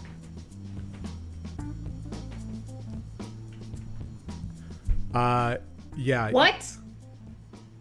So, for all of you guys, basically, who are new to the Invisible Sun, the black cube, as it was presented to everybody, came with an envelope that has the secrets of this setting inside of it. It is sealed by wax. I have kept it sealed. And when did you give it to Bill? I mailed it to him. Oh my fucking god. Bill, you can crack that seal. Oh! So do you have any idea what's here? I know everything. Okay. All right. Bold claim. What would you like me to read? You may read this while this is happening. Okay. So literally, Aya begins pulling you closer to kind of like further away from this booth where the encroaching darkness is kind of coming in. Oh, that's a hell of an idea that you managed to steal. I know that you were known as the idea thief. Yes, a part of my nature accentuated when I found them. Oh, them? Do you mean our lovely co-host Okris and Twig? No. Cash. I stole their existence, the knowledge from Okris and Twig. Oh, no wonder everybody's been in the dark for so long. Well, I bet you must feel pretty proud of yourself. Oh, yes. What are you going to do for your big final act? I am going to eat them all whole. Well, I just want to tell you good luck with that. We're going to return to our little bit of smooth jazz with a little bit of backed vibes by one Kevin MacLeod. This goes out to all of you out there in Radio Free Saturnine. We now smash cut back. As you download this information, Maurice, we're going to resume once again our discussion, or not our discussion, the scene of combat that is playing out within this greenhouse as Kesh, the Thief of Always, once again. Is the round starting again? The round is starting again. You okay. need to roll a die. Let's do that. Okay. Do it. It'll be so funny. Fuck you, do it. All right, let's see it. I've been doing a new thing where I shout words of encouragement at my dice. It worked for me at Zach and I's home game for D&D. We're gonna see if it happens. Holy shit! I'm gonna take a picture. Okay. That's a 0 again, by the way. All right. So at this point, all right, you once again re-manifest. No reverse. No turns for you. No turns? I'm going to make a GM shift. You're just mad at me because I have skills. I gotta let this guy do one thing. They are the thief of always. No, that's not bad. So they are going to violently shed all of these feathers. And I am going to turn a card to see who they reflexively go after. Because I will say this is going to be at random. Because They technically can't go after anyone. Well, GM shift. GM shift. Fair. Basically, consider it my one legendary resistance. Love that. Okay. Love that for you. So, what is going to happen? I'm going to turn a card. It is the card that is now on the Testament of Suns. Yeah, absolutely. So, this card that I drew is the Suspicious Hound. It accentuates indigo. It weakens gray. Meanings, doubt, suspicion, lack of clarity, judgment, and decisions. The hound stands sentinel and you approach, but you want the suspicious hound to be focused on you, snarling and glaring. The hound isn't certain of its enemies, but once it decides you are in danger, that's almost certainly a bad thing. However, the hound is also representative of our own doubts and difficult decisions. In many ways, we are the suspicious hound, or at least we ought to be. No good can come from rousing the hound's suspicions. Okay, so what this is I think this is what happens. Which one of you pulls the attention of Kesh? Yeah, absolutely. Okay. You see Kesh surge forward, grip you with a clawed hand, and you just hear them say, You are the cause of all of this. And they just spit out feathers. And you see their eyes storming. I will eat you from the inside. Your mind will flake my thirst. And I need you to make me a dodge roll. As you see these kind of like eyes burrow towards you, and like you realize that like if looks could kill is in this case very literal, as something tries to puncture through your skull, which you realize is their glare. So This is a dodge roll? This is a dodge roll. You are going to Zach. need to hit 11 twice. Go ahead. Just a point of order question. I know you used a GM shift. Was that just for resisting the loss of an action? Because he still takes 4 points of damage. He does, but he's Okay. also been regenerating. Son of a bitch. Yeah, life sucks. Yeah. So, I don't think I can physically make that. okay. Wait, actually, hang on. No, I have We can 2 do in it anyway, dodge. it'll be I can funny. do it. I'll pop the sortilege just to see. It would require me to hit 2 9s, Okay. which is statistically pretty fucking rough. I do need you to know that it did sound on my end that you said you need to hit 2 nuns. Look, Which No. I mean, those penguins had it coming.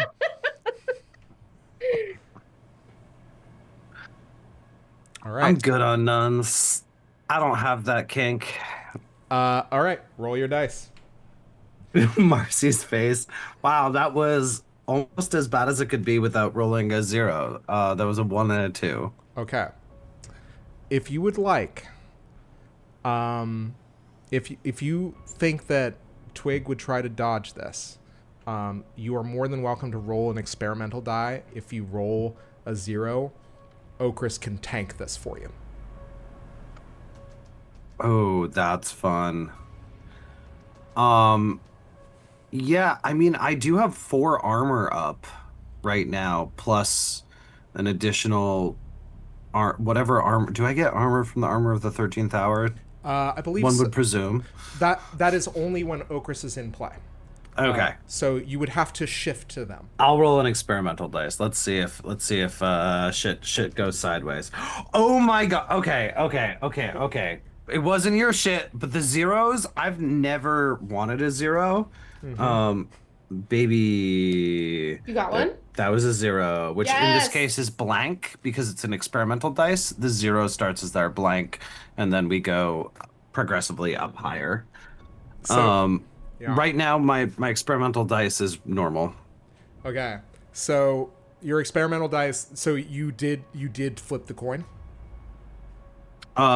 That was the experimental dice you told me to roll. Yeah. That's the wrong you stream, rolled. Zach. Did you roll a 0? So you rolled a 0. Just to I confirm. rolled a 0 on that dice, yes, which in this case would, if this was a proper experimental dice, would be blank, but Yeah. I don't know what the fuck that is.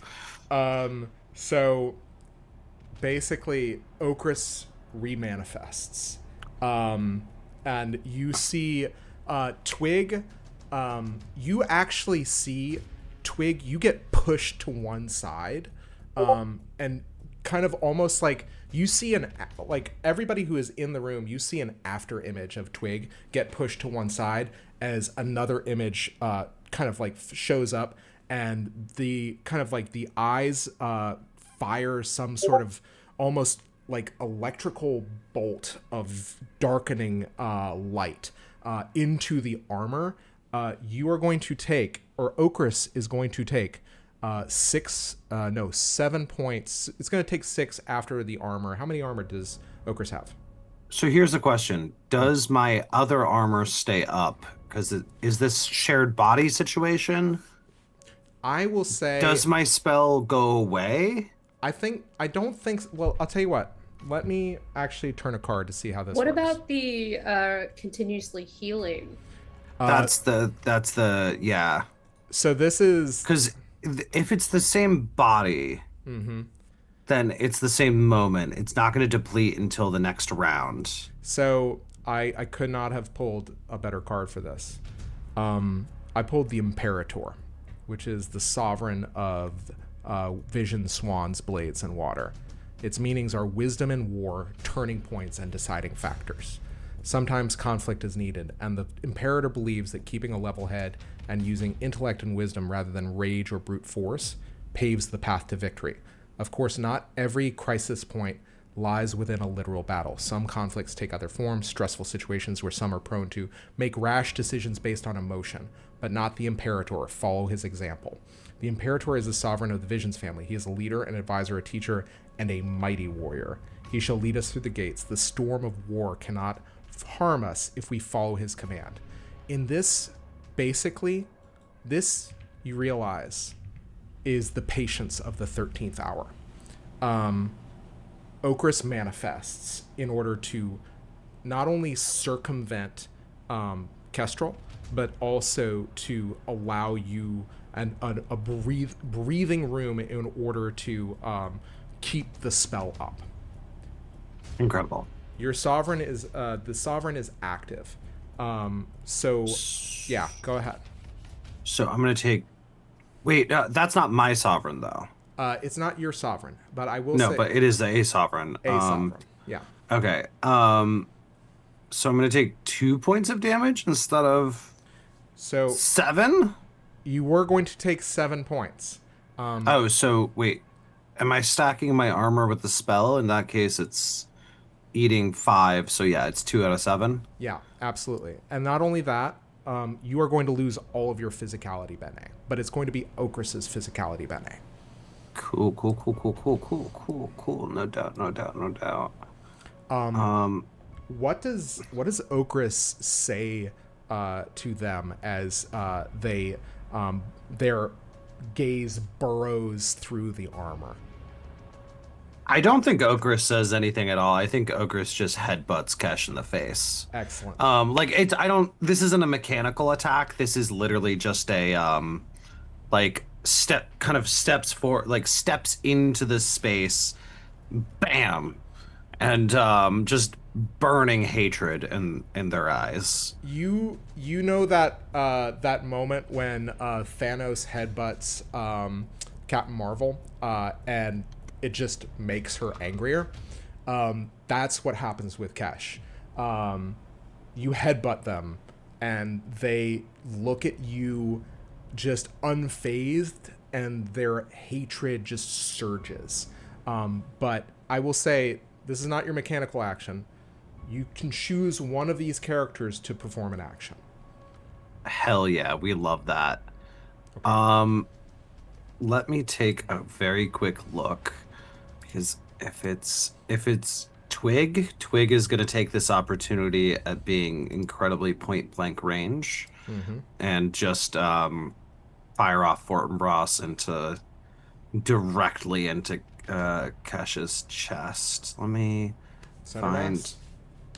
Yeah, when you can't miss, it's kind of nice.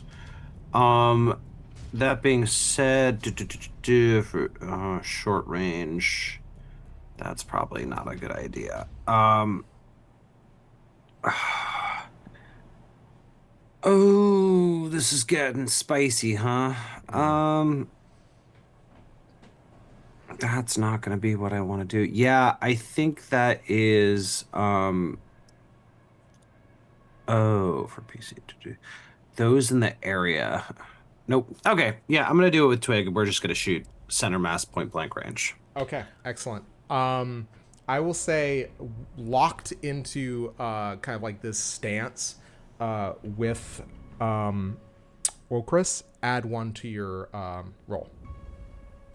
Okay. Shit. All right. So I am rocking and rolling with a pretty aggressive amount of bullshit. Let me see if I can find my. Where'd you go? Okay. So this is gonna do an additional. This is I'm gonna use a pale seed for this. Okay.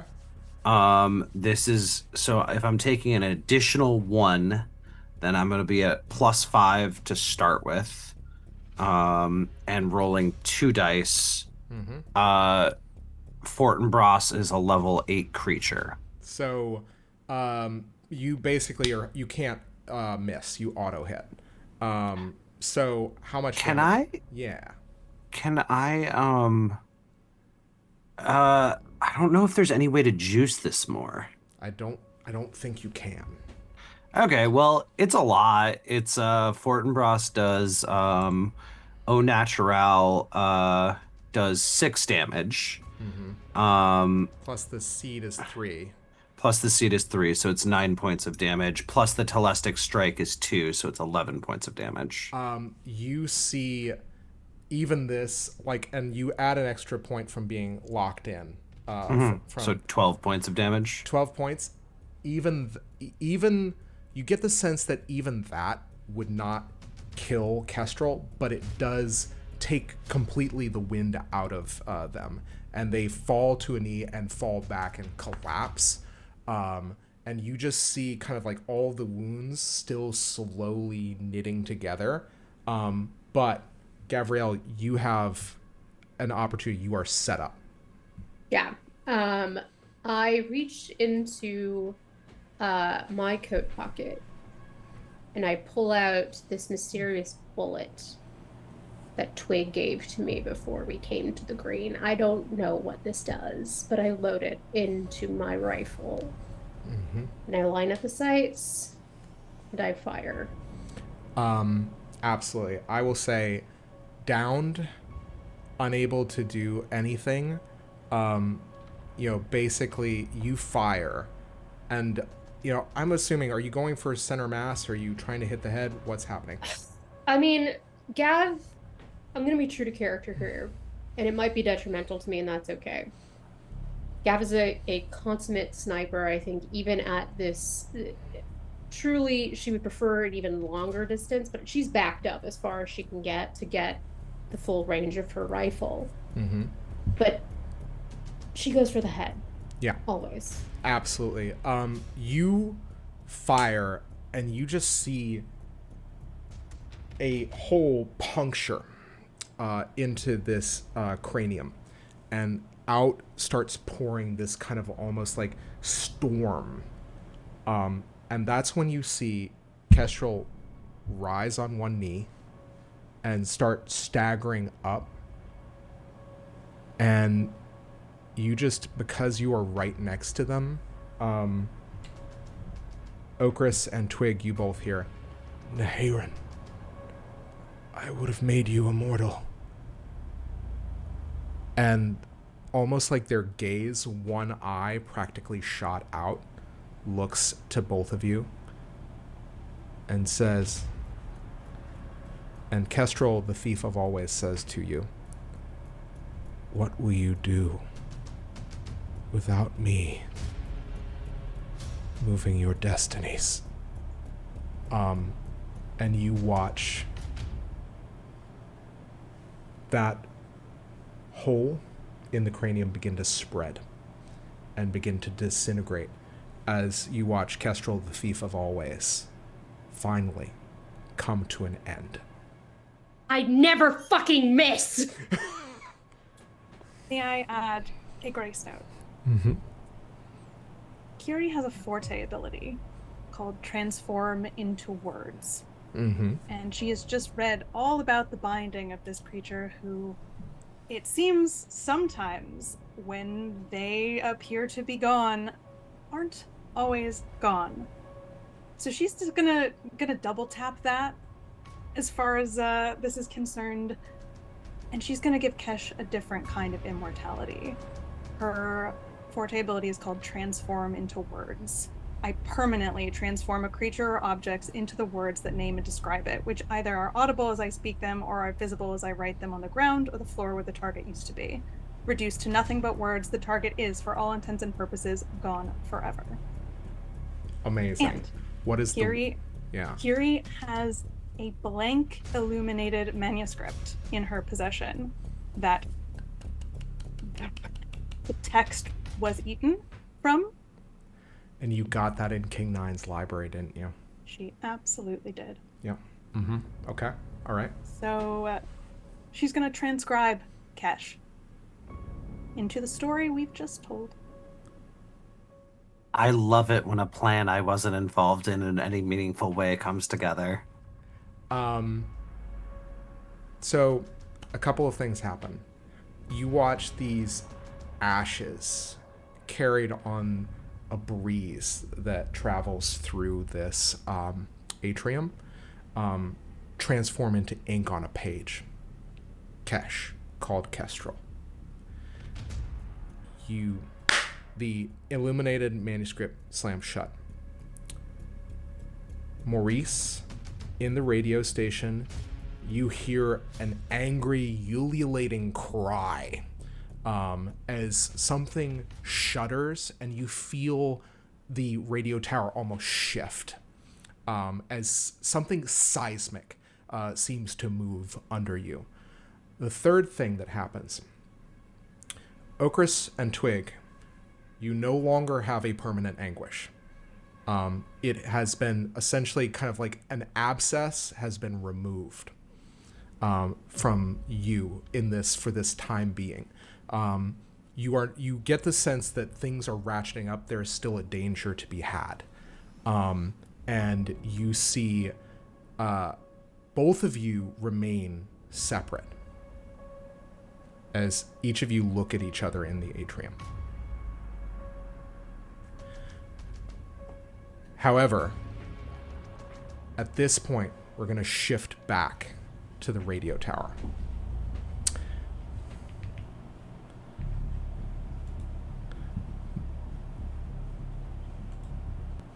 All right. So, the radio tower begins shaking and shuddering, and Aya grips onto you with just kind of a very tentative grasp. And she looks at you and says, I can hide in another memory, but this place is coming down. If you also need to be safe, but there's defenses, you have to follow me. Okay, let's go. All of you outside the atrium hear something like the cracking of the earth, seismic activity, an earthquake of some proportion within a liminal mindscape. You hear the groaning of structural steel and metal and the snapping of pylons and cables as some massive structure begins moving and falling towards the open kind of glass of the atrium. What do the three of you that are doing this doing right now? If I may, and feel free to reject this offer, guys, I actually think Gav is going to holster the rifle onto her back, almost scoop you both up, and book it. Okay. How do you feel about that? What do you guys do? I think Twig is kind of shell-shocked right now. There are so many implications to what just happened. That's only helping me with wanting to scoop you up and take you out. Yeah. Okay. This might be a time when you can actually get away with it. Okay. Yeah, and I mean, I think Kiri is sitting there staring at this book she's holding. Yeah. Yeah, I'm like, nah. I'm soldier's instincts are now fully in play. I'm hearing something large falling. We are in an enclosed space. I'm getting us outside. Absolutely. All of you watch as you manage to move. I need you to make everybody involved make a movement roll, unless you want to make it at a greater challenge. Gabrielle. I can make a movement roll.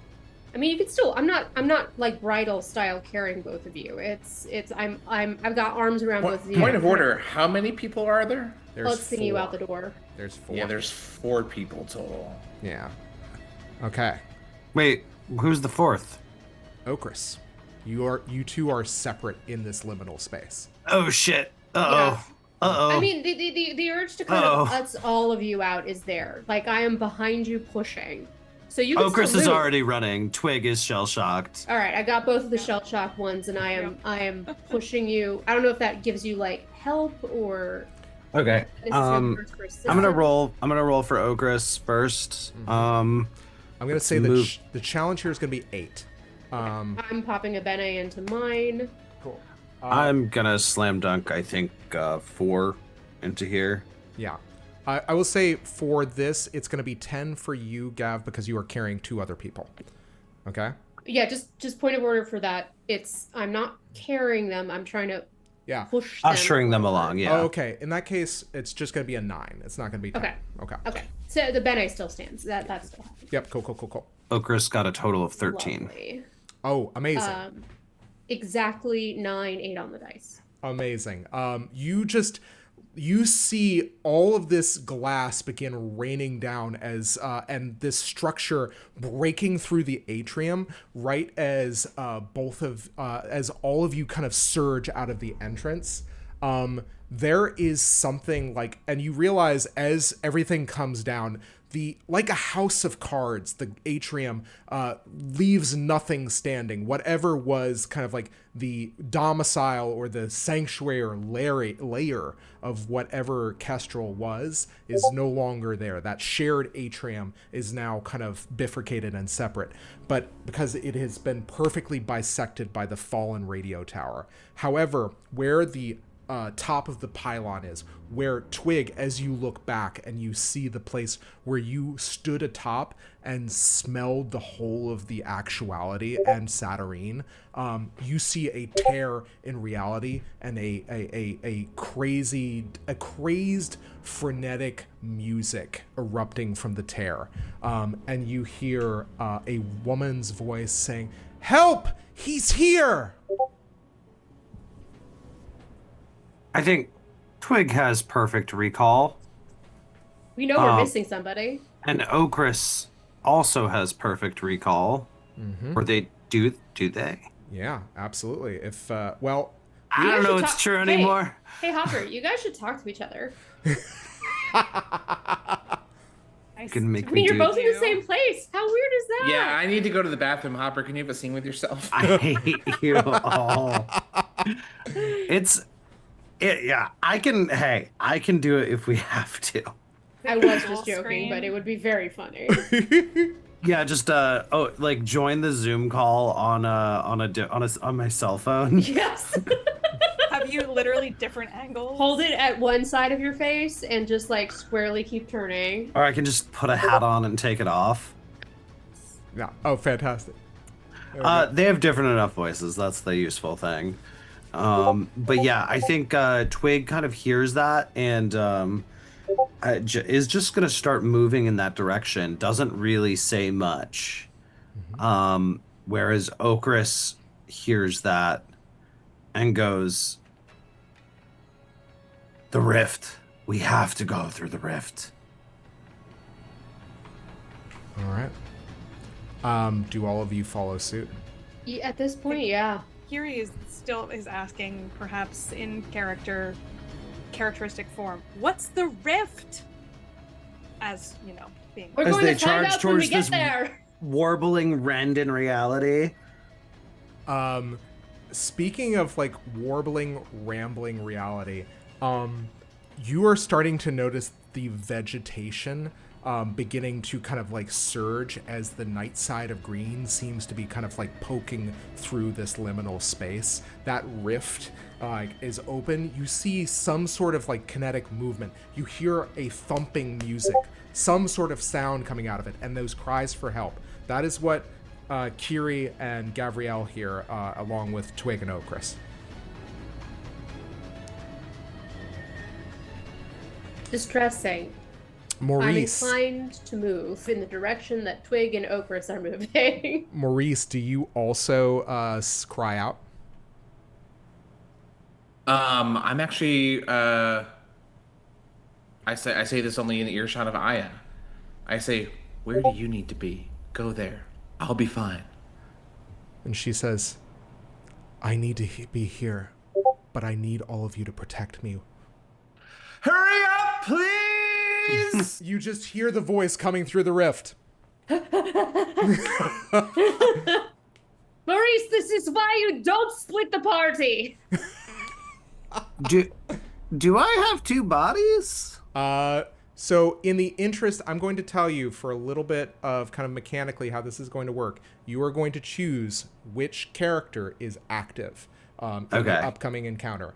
That means, however, only one person's spell is active at a time for all intents and purposes. Okay? Because we just probably killed the body I'm in, which has pretty massive. The dream is collapsing.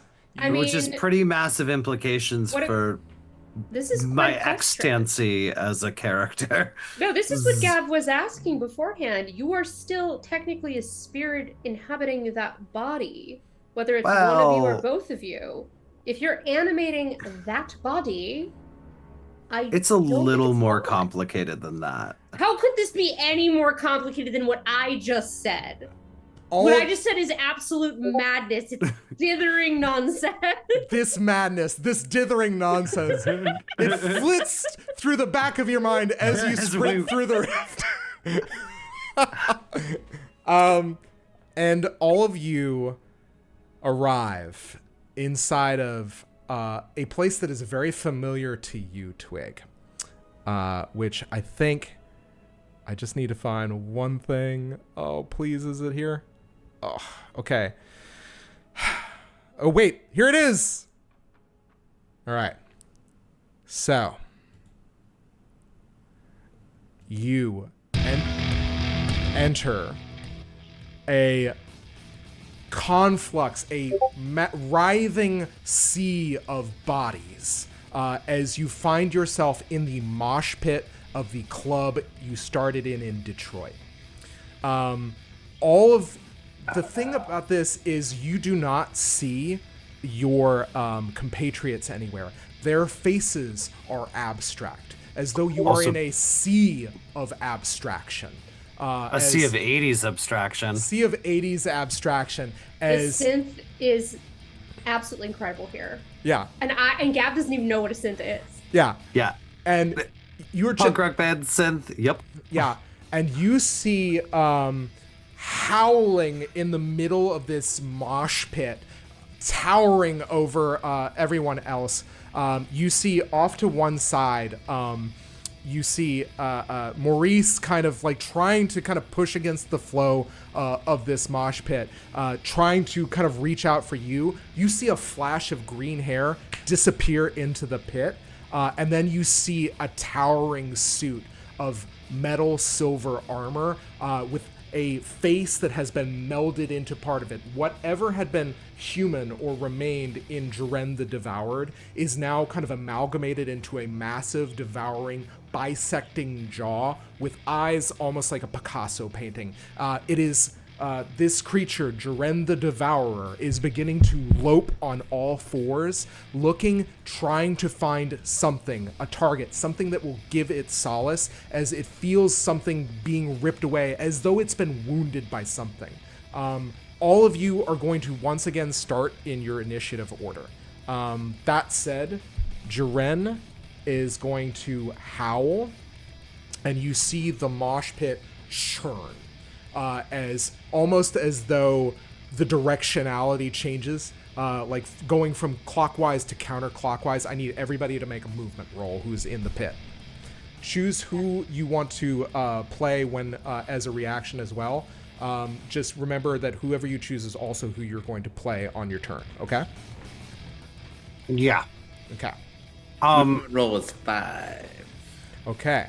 Is my forte ability still up? It depends. Are you starting with the person whose forte ability is active? I think we're gonna start with Twig. Okay. Twig, what happens when you hear this music? Like, when you see this place, does anything kind of get through the, like, the PTSD, the shell shock here? I mean, I think it's more like it's less PTSD and more shell shock and more like, oh fuck, am I about to die? Of it all, like I might actually die, like at any given time. I don't know. Hopper doesn't know. And yeah, I think Twig is just kind of in this space that had started to feel so illusory. Yeah. Like they had shed the illusions of this space and it all comes crashing back. Like this place of refuge where they were sequestered or hidden in. Yeah, absolutely. Yeah, I think that you just kind of like you were sequestered, you were hidden, you were in the gray. And now you are definitely not in the gray. Something is different about this place, but very familiar. It's meant to be protective, but something is kind of like surging against that protection. Something is kind of like forcing the flow to work against you. In this case, that 5 is successful. Maurice, you stay on your feet. Anybody who rolls above a 5, as you see these kind of almost like aggressive punk faces kind of surge through these abstract forms, like faces of anger as they try to push you to the ground. Anybody that rolls above a 5, you stay on your feet. Okay. I'm not going to put a Bene to this. That's 7. Okay. Cool. I did not put a Bene and I got a 9 because the universe likes me. Amazing. Also, wildly got a 9. Amazing. Okay, all of you managed to keep your feet as Jaren begins kind of stalking towards all of you. He is massive, but you see that there are places where this metal armor, you kind of like see glimmers of metal on the floor, and you realize that whatever you did, like, loosened something off of him. There are pieces of kind of like what look to be kind of like undulating flesh underneath this carapace that he's built for himself. He is going to reach forward and attempt to slash out with a massive silver claw, trying to rake through this mosh pit, but also aiming for you, Twig. I need you to make... Yeah. This is going to be a dodge roll for a challenge of 10. Challenge of 10. All right, I'm gonna bump all of my movement Bene into that. Okay. Which is 3. So I'm looking at a +5. So I'm looking for a 5 up. No whammies. Nope. That's a 3. Okay. So that's a total of 8. Okay. So you still have physicality, Bene, correct? I do. I also have armor. Okay. How much armor? You have 4. 4 points of armor. Okay. So he reaches forward and wrenches and attacks you, slashing through for 9 points of damage. You can spend physicality to negate up to 3 injuries. So you just see this rake across you. Are you spending any physicality to undo that? Yeah, I'll take let's see. The way injuries work, I'm just trying to make sure I'm recalling correctly. Yeah, because I'll heal 4 every turn, so I'll eat 2 of those, so I take 3 damage. Yeah, you'll take 3 damage, and 3 damage is 1 wound. So mark that off. And the wound is healed by receiving healing, correct? Yeah, absolutely. No, I thought that's only injuries. Yeah, I think that is actually only injuries. Wounds are special. Wounds Oh are wait, special. so am I getting wounds or injuries? You are getting, if you suffer 3, you suffer a wound. Oh, that's a bummer. Do you want to spend another physicality? Do you have a secret that allows you to spend more than one? Yeah, I do. Okay. I can spend 3. I have both the. I have all the secrets that let me juice my stuff. Yeah, absolutely. Yeah, I'll spend all 3 to absorb all of that. Okay. Smart. Well, actually, no. I only need to spend 2 because armor. Yep, perfect. Okay. He howls in anger and rage, seeing you here and trying to lay into you with the claw.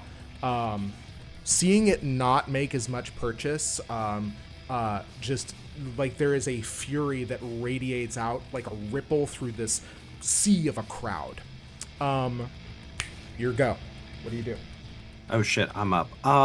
Let's see here. What do we have? What do we have? What do we have? I have one more pale seed. I think we are going to engage in shooty shenanigans, but first, let me double check to make sure that I'm not gonna do.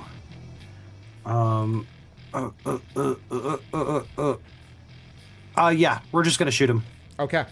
I cast gun. You cast gun. Pew pew pew. Magic. So 2 successes for a total of okay. 10. Yeah.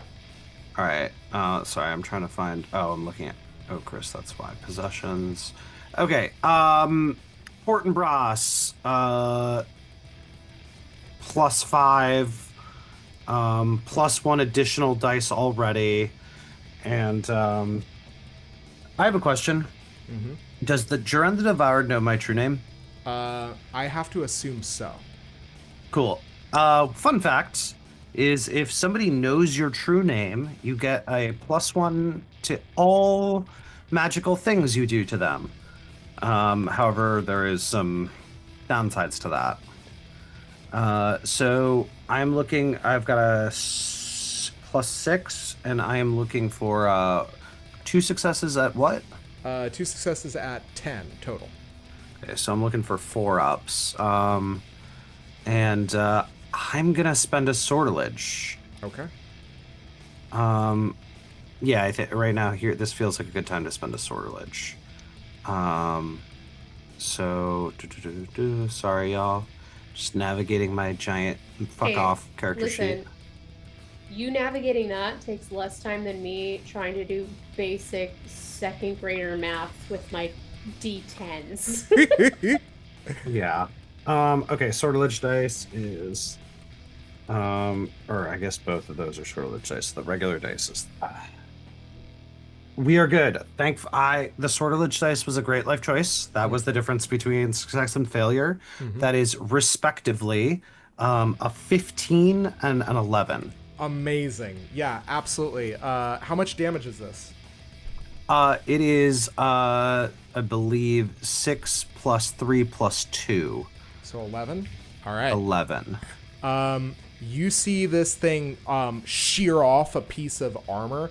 It glances a little bit off the armor, but like only insofar as it knocks a piece off before sinking into this thing's shoulder.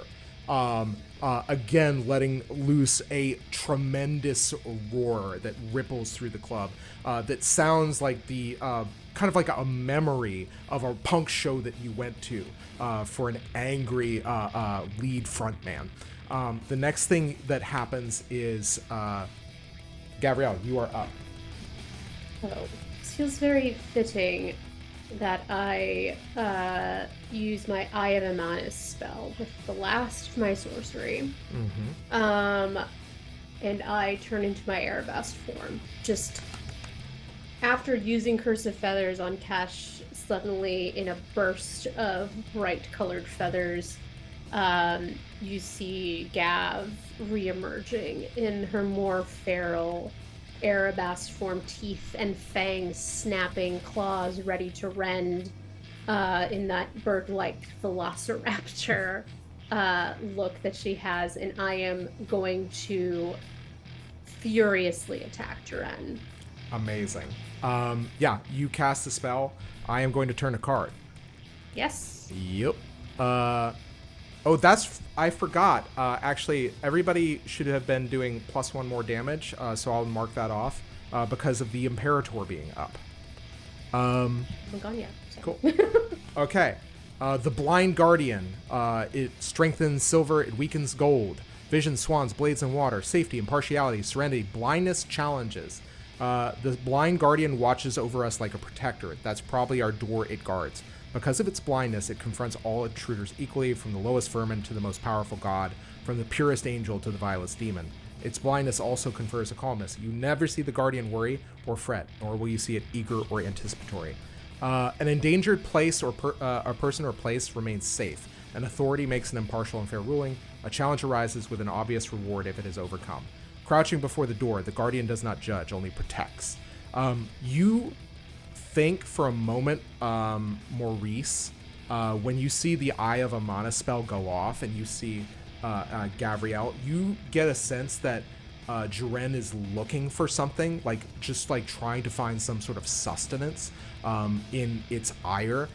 You see a flash of Aya's green hair, and then she disappears back into the crowd as the the current seems to kind of shift in the mosh pit, and she finds a way to hide. So excellent. You are grappling with him as yes, your I will Erebus say form. this spell uses the color gold, so my damage will be reduced by 1, I believe. Yeah. So this is just you casting the spell, or does it do damage when you cast it? It does do damage if my melee attack hits. Cool.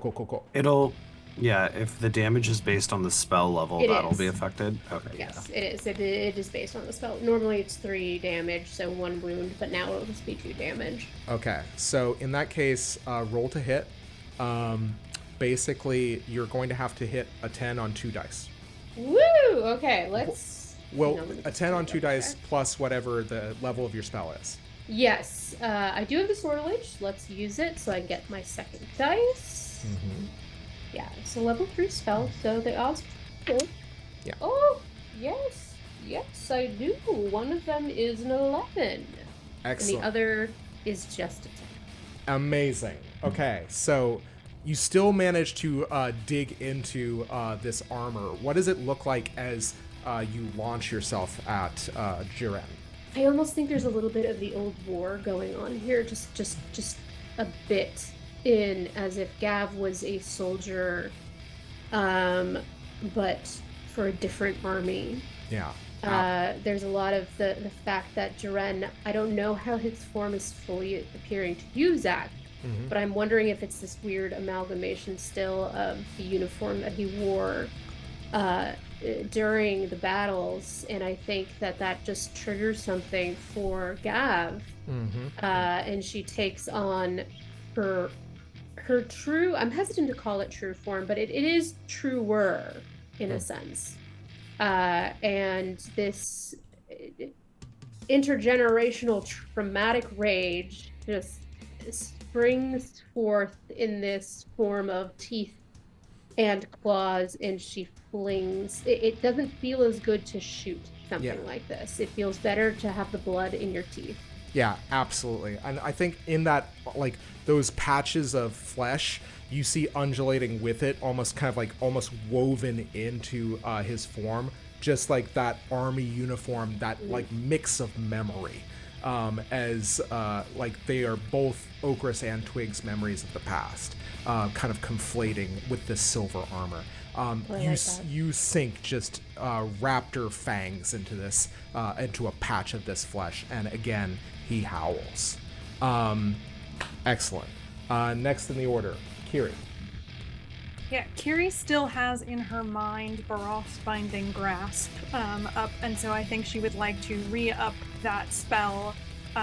It's level 5 plus 1 die. A creature within short range is blinded and held in place until the spell depletes. It may still attack, just not change locations.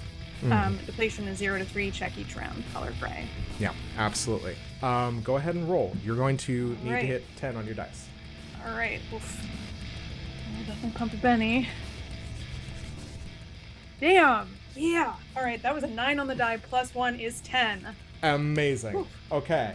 What does this look like as you attempt to kind of grasp Jarette?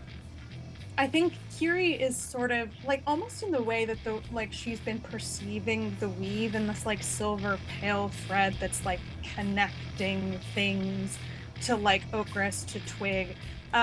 It's like she's sort of almost starting to experiment with the weave in some respect. Like, what happens if I take this thread of Jaren and put it over this one? And what if I tie that into a knot? Yeah. And like she's like doing this with magic, but it's also sort of like a piece or a part of Jaren. Yeah, you just see the whole and weave of him. And you begin kind of pulling at all these threads, all of these things that you have seen attached to Twig. You just say, wait, I see these. And you just pull them into a cat's cradle.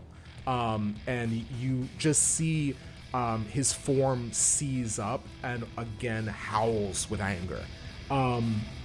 Finally, Maurice, what do you do?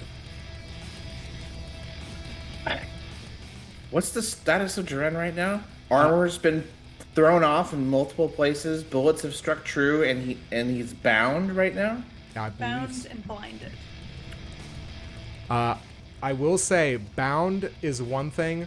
Blinded doesn't seem to be an issue. He is just a rolling mass of chaos.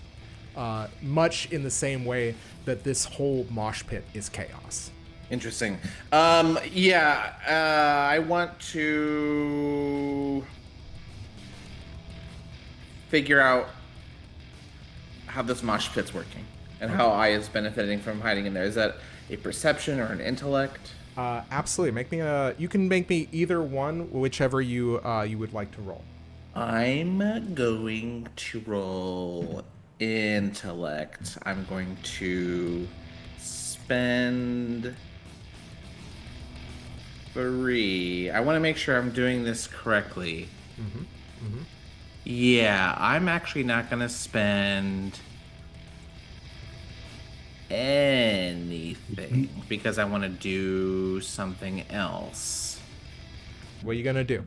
Well, okay, it's something I've never done in this game. It's called using Bene for effect. Does that mean I have to succeed first?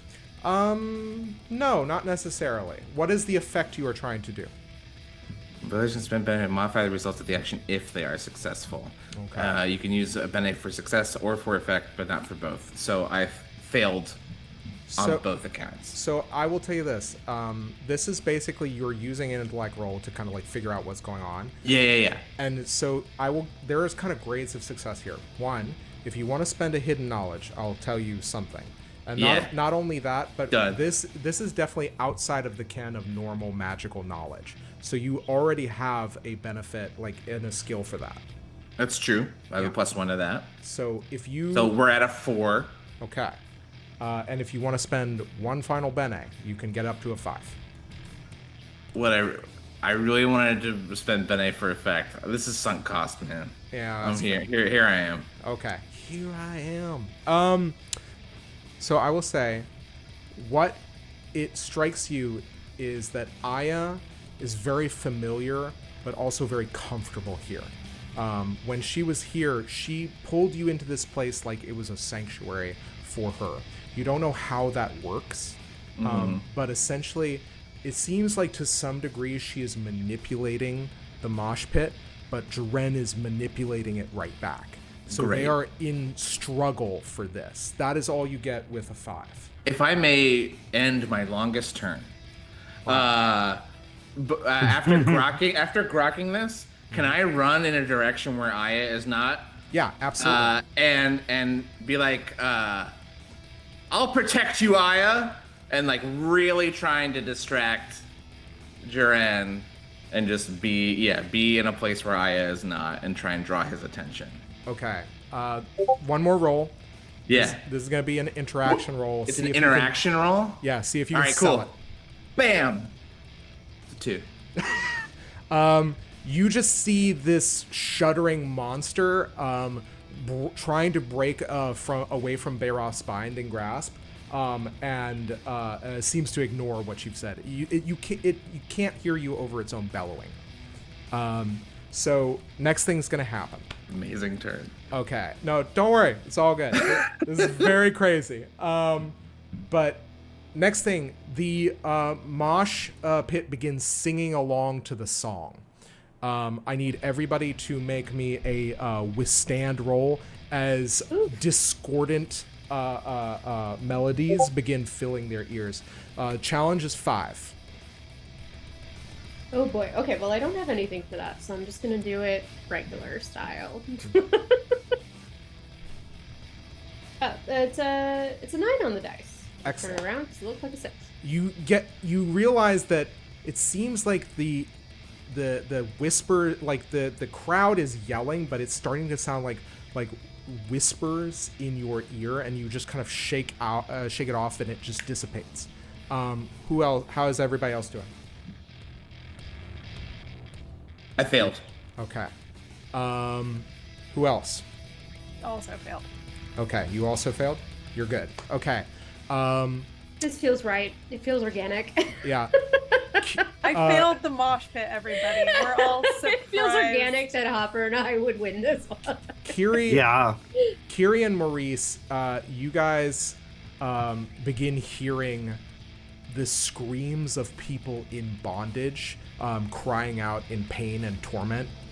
Both of you suffer one anguish as this crowd of, like, you realize it is the sound of Jiren's tormented victims. I'm gonna burn an intellect to not take that anguish. Cool. You may also choose to do the same, Kiri. Yes, I have a boatload of intellect, so I will do that. Excellent.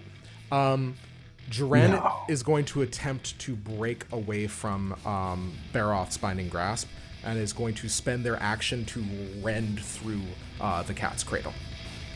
And then begin loping around trying to find something. Okris or Twig, who's playing? I think we're still in Twig territory. Okay. I think Okris shot their shot, but having broken the hammer, they are sans of melee weapons, and they are a little bit more up close and personal. I need to read a spell. So spells will not carry over if it's a maintenance thing, correct? Right. Okay. Oh, here's a question. Okay. If the depletion is at the start of each day, and the spell specifically says it disappears when it leaves my hand, are we sharing the same body? And can I rules lawyer this enough? So what I am saying, for the sake of mechanical simplicity, is you are choosing which effect to be active. You are not losing the effect, but it's just going to be inactive while the other character is active. Okay, yeah. Well, I was trying to see if I could use a twig spell to give Okris a melee weapon, but yes, heard. Oh, yeah, I was gonna say only if Twig's acting. I will say for a melee action, like if you are going to throw them Fortinbras in this case, I would say you. I'm not gonna beat. I have more respect for Fortin. I'm not gonna hit him with Fortinbras. That's stupid. Okay. What? So yeah, we are in Twig territory still, and I think Twig is just continuing to back up, but in a direction opposite. Wait, actually, Kiri and Maurice, are they out of the? What range are they from? I imagine yeah. Go ahead. I mean, I was in short range of Jiren because that's what Baroth binding grasp required. Are you still within short range? I mean, I think I probably would have backed up, but I also failed the last roll, so. Got you. Okay. Yeah, then we are just going to continue to shoots. Okay, so this is same dealios, normal Telestic Strike, shenanigans, bullshit. A total of +6 to hit, and then +1 from the Sovereign, or no? No, this is Spider's game, or kind of the game is up. So it's red. is, I believe it's, Red. I know it's blue that's active. Okay, it doesn't matter. I'm using it. I'm just shooting. Okay. Okay, so I'm at a mere +6, and I'm looking for a target of what? 10 on 2 dice. 10. All right, I'm gonna bump 2 accuracy into this so that I need 2s. Okay. That is a 6 and an sorry, a 4 and a 6, so a 10 and a 12. Amazing. Yeah, and that was your last death seed, so you're doing what, only 8? This is just 9? regular. Yeah, this is going to be 6 damage plus 1 damage plus 2 damage, so total of 9. Excellent. Hopper, I have an extra pale seed if you want to reach into Gav's pockets. You would Oh. 100% know it's there because you put it there. That's actually slick as fuck. Can we retcon that to add 3 more? Can Twig back up and then kind of get right up next to Gav, firing, and then reach in with their left hand, grab the seed, and then slam it into, because it's a revolver. Reach into this velociraptor's pockets. Don't worry, I won't bite you. I will tell you this. Let's add 3 points of damage. You get the sense, like, yeah, you fire this pale seed. You see another one of those armor pieces shudder and begin to fall off as it kind of like molders into decrepitude. That, I will say, was your go. Gav, you're up. Hell yeah. Confirmed. You took the pale seed from me for that? I took the pale seed Okay, from you, yeah. excellent. I will mark that off. Armor is still up, so anybody who has taken damage should heal 4. I have not taken damage just yet. Good to know. Now that gold is no longer being diminished, I'm still. He never broke my grapple, so I'm biting harder Okay. and sinking my claws in deep. Excellent. Roll. Yeah, go ahead and roll to hit. You're going to hit Okay. 10. Need to hit 10 twice. 10 twice. We're using the last of my sortilege in order for me to get a second dice. Excellent. See it. Fuck yes. Fuck yes. That's absolutely going to do it. Yeah, that is. Oh, sorry, this thing is. Oh yeah, that is a 9. Okay, this one has it. The little tail has been faded off because I've been using this dice for years. Yeah, that's gonna do it. 10 on both of the dice. It's going to be exactly 1 wound. It is 3 damage. It is the damage from spells level, which is 3. And Zach, I just have a question for you. Hit me. The depletion is if I roll a 0, 1, or 2, check after each combat encounter. I'm assuming that means it's not every round. That's not every round, so you're fine. So we're good. It's up, and we're still going to be using it. Okay, how many points of damage was that total? It's 3. It's a level 3 spell. You get the sense that you managed to penetrate the armor and finally kind of get past this carapace that he's built for himself. He seems, for all intents and purposes, vulnerable, and not only that, seems to kind of, like, as you feel there's kind of a sway to this figure as you sink your teeth I into shake him its around flesh. like a squeaky toy. It's more of like you are latched on as this thing just starts throwing, shuddering. That's fair. Around. Have you seen like a pit bull with like their favorite tug of war toy? Just Yeah, absolutely. but less adorable, I think. It is utter chaos. Kiri, you see like bullets firing, mosh pit going. You see Gav latched on in Erebast form onto Jaren. What do you do? You see also that Cat's cable has been broken, and he is beginning to like reach around and flail. I think we're gonna take a different little tack here. And we don't have to go down this road if we don't want to, but I'm gonna see if it leads to something cool. I'm gonna say yes because whenever you say that, I want to hear what you're gonna do. Much in Hopper. Do you remember the scene where Twig was crying over Jaren's grave and Kiri knelt next to them in the dust? Yes. What One fact about Jaren's inner emotional life might Twig have disclosed. A fear. What a piece of wild, history. what a wild question. Um, that's an interesting question. Zach, how much leeway do I have? Can I just be like, he's sad because he a little bitch? No. I can pull a card for you.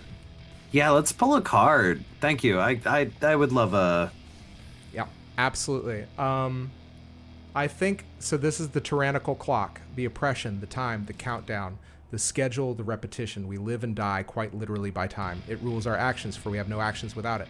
We struggle to accomplish what we must by a certain time, or we face grim consequences. We eat, sleep, The and capitalism card. even Yep. breathe, measured by the movements of the clock. It is our master, it is our enemy. By the ticking of the clock, by the breaking of your bones, by the shrieking of the flock, the tyrant revels in the moans.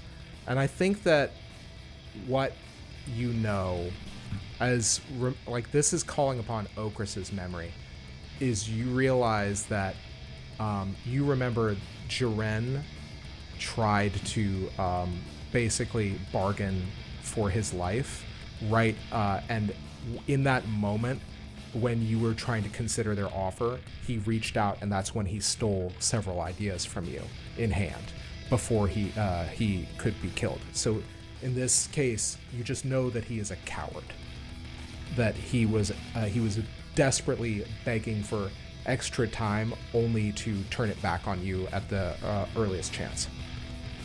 Does that give you what you need? Does. Okay. Kiri's going to use a forte ability. We're going to go for emotional damage here. Okay. Kiri's going to use a forte ability called Words Become Truth. Mm-hmm. I write a noun. I think in this case we might be able to stretch that definition, but that's up to you, Zach. On a piece of paper or perhaps something else. And to all who are close to me, the object looks, feels, tastes, and smells like what I've written on it. Thus, if I write wolf on a piece of paper, those close to me perceive that paper as a wolf. Although this is basically just an illusion, it is a potent one, as it exists within the mind of the victim. However, because it is in their mind, I have no control over the specifics or what happens after it is created. So what Kiri wants to do is, in effect, transmute to the best of her ability something which is gonna make Jaren afraid.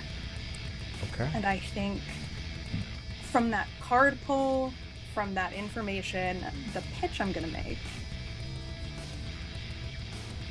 Jaren bargained for immortality. Mm-hmm. They are a coward. I think Kiri's gonna show them their death. Their permadeath. Absolutely. I love that. So you just write death on the note? Mm-hmm. Jaren's death. You kind of like... Oh, sorry. Oh. Sorry, hold on. Oh boy. It's not fair. Wait, what? Kiri, the word that you write on the paper, this is like a weird moment of like Spider Prince knowledge. Mm-hmm. You write the stillness. How does this happen? Does this do you kind of pull her hand? Do you or do you kind of manifest or change the ink? What is that? I think this is what Kiri knows to write. Oh, amazing. Kiri knows this. There is an... Yeah, go ahead. Memories are intermixed now. Mm-hmm. That's a thing. There is something that as you write it, before you even realize it, you have written a word that means something the same but different as what you intend without even reflexively knowing it, and you kind of share this look with Maurice, and when you hold up the note, you just see Jaren fall backward and begin scraping the ground of the these rotten floorboards, trying to push himself away. Maurice, is that your action, or you have something else in the chamber? I think that was cool enough to be in action. Yeah, absolutely. you realize that whatever you have said, or in this kind of like this piece of paper, whatever you have manifested to Jaren, it is the finality of everything. It is their absolute death, their fear. Twig, Okris, bring us home. I have a question. Okay. Is the armor that is on the exterior of Jaren part of them, or is it something else? It's like a mess, a calico of It also flesh seems like and silver. Yeah, go ahead. sorry, Zach. It also seems like I've broken through some of it. Yeah, like I've broken with several velocity. chunks. You've Yeah. broken some chunks. Mm-hmm. All right. Let me do something stupid. My favorite thing Go for on. anyone to say in an RPG. Okris is gonna take over and charging up, just rearing back with one fist. They're gonna try to punch into Jaren. Ooh, okay. But specifically, they're trying to cast a spell at point blank range. Okay. And how fucked up does our friendly neighborhood devourer look? He looks fucked up enough that he spent his actions scrambling away in terror. That actually reminds me, I need to roll for the pit, or I need to make the pit go. But I do want you to to deliver this action first, and it might obviate what I need to do. Cool. So I'm gonna cast the seventh fire. Okay. I'm gonna upcast it to the maximum level that I can, which I do need to double check. It is a silver ability, so it's and let me give me one more second. And it's me. So I'll do an additional 2 damage. I get +1 to the venture, and I get an enhancement of +1. In addition to that, I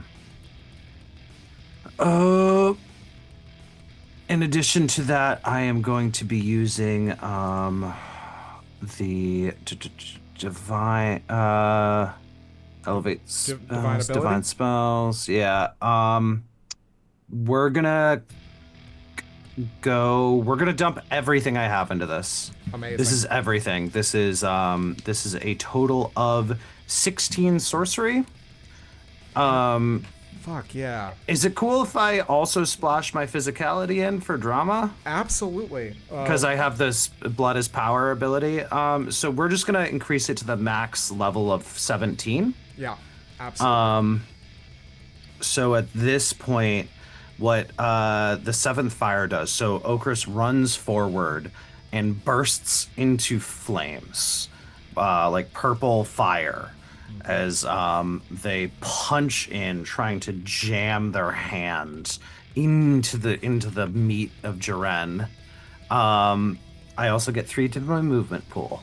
Not relevant right now. What it is relevant is if I'm touching anyone, they suffer 19 fire damage. Describe. What? Because they take fire damage Gesundheit. equal to the spell's level. How is it 19? Because they dumped everything they had, because they had every secret they could that allows them to up their roll that much. Am Then I added 2 damage.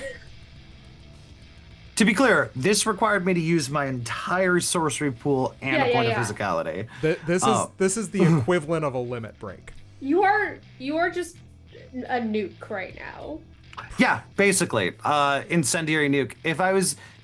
Zach, does that seem like this is going to kill him? Oh, absolutely. Because if not, I'm going to activate my secret soul. I'm gonna activate my trap card.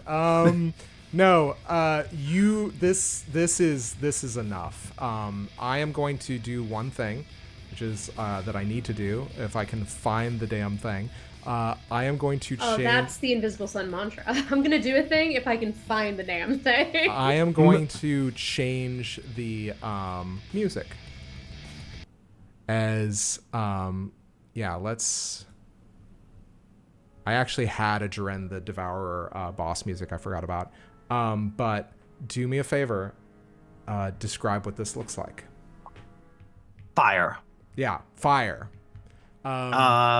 It's purple fire, and I think it's just watching Okris channeling the power of destruction and ending and burning from the inside out, just this explosion of consuming light.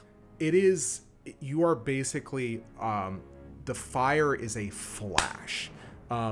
This is not kind of like a torturous experience. This is, you basically disintegrate, Jiren, with the exception of the silver armor, that you realize is pooling into kind of like holes in the floor like thermite. Not only that, but almost as you've kind of like been forced to let go by this, in your teeth, Gabrielle, you pick out a piece of that uniform that you ripped off of his calico flesh. I don't get any injuries from this at all. Nope. So here's the thing. Okay. I'm not sorry. touching you. Oh, it's you get to choose who's targeted. It's literally if I'm touching someone. Yeah. Got it. Yeah. The range isn't even close range. It's if you're touching someone. No, that's great. I don't want 19 points of damage. Yeah. You watch as this happens, and the mosh pit settles into that kind of lazy rhythm that it had when there was nobody there. These forms are still abstract. They're still kind of like moving, but not real. But the familiarity is comfortable. And you see a shock of green hair emerge from the crowd. And you see this woman that you saw before you ever entered Saturnine find you and stride towards all of you, and strides towards Twig. I had the utmost faith that you would be here, that all of you would protect me, and I'm so grateful to you. I know you have questions, but I have to ask you. And she looks to you, Twig, and you, Okris. What do you truly believe in?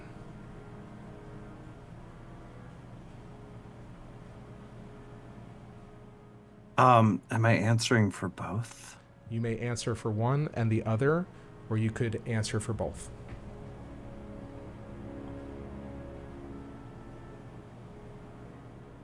I think they speak simultaneously. And Twig says everything, and Okris says nothing. And she kind of smiles and nods.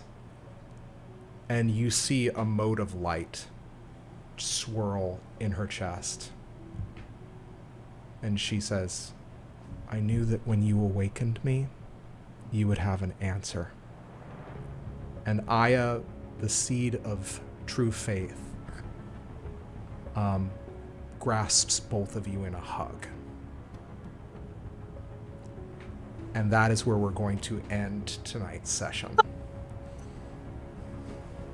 Welcome to the Seed family. Sometimes they're annoying. Faith? I love how we've all gotten seeds that are just completely counterintuitive to how our characters react and perceive the world.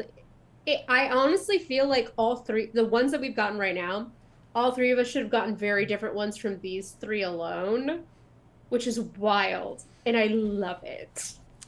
So, guys, first off, thank you guys so much for tuning in. If you're watching this, then you know that the Electric Sun and Indigo have crowdfunded by now. So this is many years after we went kind of on hiatus, but we're back. And I'm so grateful that we get to play this for you guys. So in the interest of time, because we've been running long, we're going to do shout outs and plugs with everybody, and we're going to do our character recaps offline. But thanks again for joining us. Marcy, if you want to start us off. Yeah. Once again, aside from how enigmatic I was when we started, I am in fact Marcy. It's just the fact that we've been doing this for so long. If you're just watching this one episode, you're lost. Yeah, what an episode. Yeah, what an episode to watch, but you're like probably sitting and being like, the fuck? So go back and watch the other ones if you are in fact that maybe like 1% person that just hasn't tuned in before and just picked this out of a lineup. Good for you. I need to study your brain. Yes, again, I'm Marcy. I'm an editor and a writer by day. I play fun TTRPG characters at night. This was incredible, Zach, an all-timer in my opinion. Shout outs and plugs. Let's see. I mean, I'm gonna do my usual Manapod Studios lineup. I have no idea when in the future this is being aired, but I do know that there's definitely going to be some future Streets of Gotham episodes on our channel that you should definitely tune into and watch that will be airing at the same time, almost certainly. And you should watch that show if you like Batman even a little. Just do it. You will not regret this. And outside of that, again, I don't know when in the future this is, but this is an evergreen truth. Punch a Nazi. Do it. Punch a Nazi. If you want platonic, perfect abs, you should do that. Practice punching Nazi. Is that good enough? Like, I mean, outside of you'll feel better, your skin will be clearer, your depression will be cured temporarily. I'm not quite sure how else to pitch this to you. All jokes aside, do whatever you feel you can do, that you feel safe to do, that you feel confident in doing, whether that's just donating to a local charity that is in your neighborhood for mutual aid, or whether that is supporting your neighbors or just being present in your community. That's great. Do that. You doesn't need whatever your resistance, it doesn't need to be big or bombastic. If you're feeling bombastic, by all means, you should do that. But if you just want to connect with your community, get out there and do it. You can do it in the simplest ways. It's easier than you think. I don't know where you are, where you're watching this, but it's hard out there, and I'm really feeling it tonight, unfortunately. So just be present. You never know what someone else is going through. And if all you can do is just kind of listen, that's good. That's great. Do that. Survive. Live, if that's all you can do. Seriously, we need you. 100%. Bill, what have you got for us? Shout outs to my castmates and my game master. It's always a pleasure playing at the virtual table. Plugs. JeffStormer.com. Did you know Jeff Stormer wrote a book?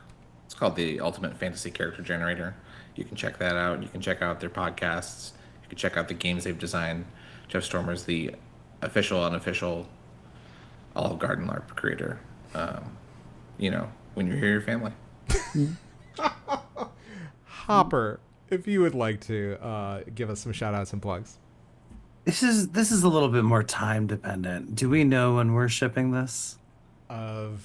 No. Well, we're always shipping this. Be Yeah. more specific. I will say that I am debuting a new episode every 2 weeks. Okay. So like not in the next month. No. Okay. Well, it's too late to talk about the New York City primaries. But I hope I'm gonna send a message to the past. I hope that if you live in New York City, you live in New York State, really. But like really the city, don't rank Cuomo. Just don't. Don't. Don't He sucks. do it. Is that fuck ass motherfucker orders a bacon, cheese, and egg on an English muffin. That was his answer to a bagel sandwich. Also, What? all of the problems we're experiencing now are directly related to him and are his fault. So fuck that shit. Everything Marcy said, correct. Get involved with your local leftist organizers. Be kind to each other. It's not that complicated. I It's not don't that care hard. if you disagree with everything. Do it anyway. Yeah. And very specifically, I would like to shout out Encounter Party. They're great. You should check them out. Both the podcast and the TV show. Found in a numerous number of places. But check that shit out and just, be gay, do crime. Happy Pride, bitches. Happy Pride. And finally, Marissa, shout outs and plugs. Yeah. Hi, everybody. I'm Marissa. I continue to be Marissa. I go by Critical Kitten most places on the internet. I am a book editor and agent and TTRPG editor and video game editor, and I do all of those things. And to that point, I think my plug is going to be related to books and ideas. What else befitting of Uriel von Hollingsworth? What we are seeing right now in this country, being the United States of America, is censorship worse than any of us have ever seen. It used to be a person shaking a fist at the sky and completely disorganized. Now it's organized censorship. People are trying to take books off of shelves. People are trying to keep ideas from disseminating. Literacy is at the worst level it's been in a very long time. So your resident magical librarian is here to say, if you do one thing this week, learn something new. Take a book, take a class, watch a YouTube video, keep your mind active, keep learning things, keep fighting against people who would rather keep ideas trapped and away from all of us and consume them instead. Use them to grow your brain, use them to grow your knowledge base, share the ideas with others who might not have access to them, because we could live in a world, quite realistically, where you can't get those ideas anymore. So share, if you read something cool, share it with a friend, start a conversation, have a discussion about what you're reading with someone. Just the more we talk about it, the more it's in our culture, the more that literacy is kept alive and important, then the better chance we have against it going dark. Absolutely. And for my own part, I think everybody has said very eloquently and very emphatically everything that I want to say. But at the same time, well, first off, shout out to, I'm going to say Cypher Unlimited, because they are a cool channel that spotlights more Monte Cook Games stuff, if you want to check them out.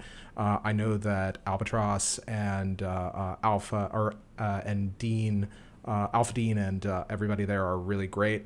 We've loved kind of hanging out with them before. And they still continue to interview really cool people and Yes, lovely people. Give them your views. Yes. And then for my own part, to kind of echo everything, I think the thing that what we need to start doing is just, if you know that there is a protest ongoing, and there's probably a very real chance that even this far in the future there will be many protests ongoing, you should go to one, especially if you are worried about the direction that the world is going, or the direction this nation is going. You should go to a protest. You should make your voice heard, and you should try to be a voice for resistance against tyranny.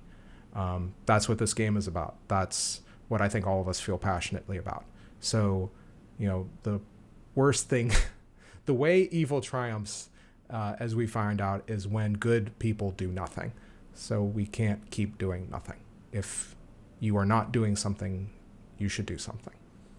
But in the meantime, and when you are not doing that, you should take care of yourselves, take care of each other, love one another, and most importantly, I hope that the invisible sun shines on you all. Thank you guys again, and good night. We'll see you soon.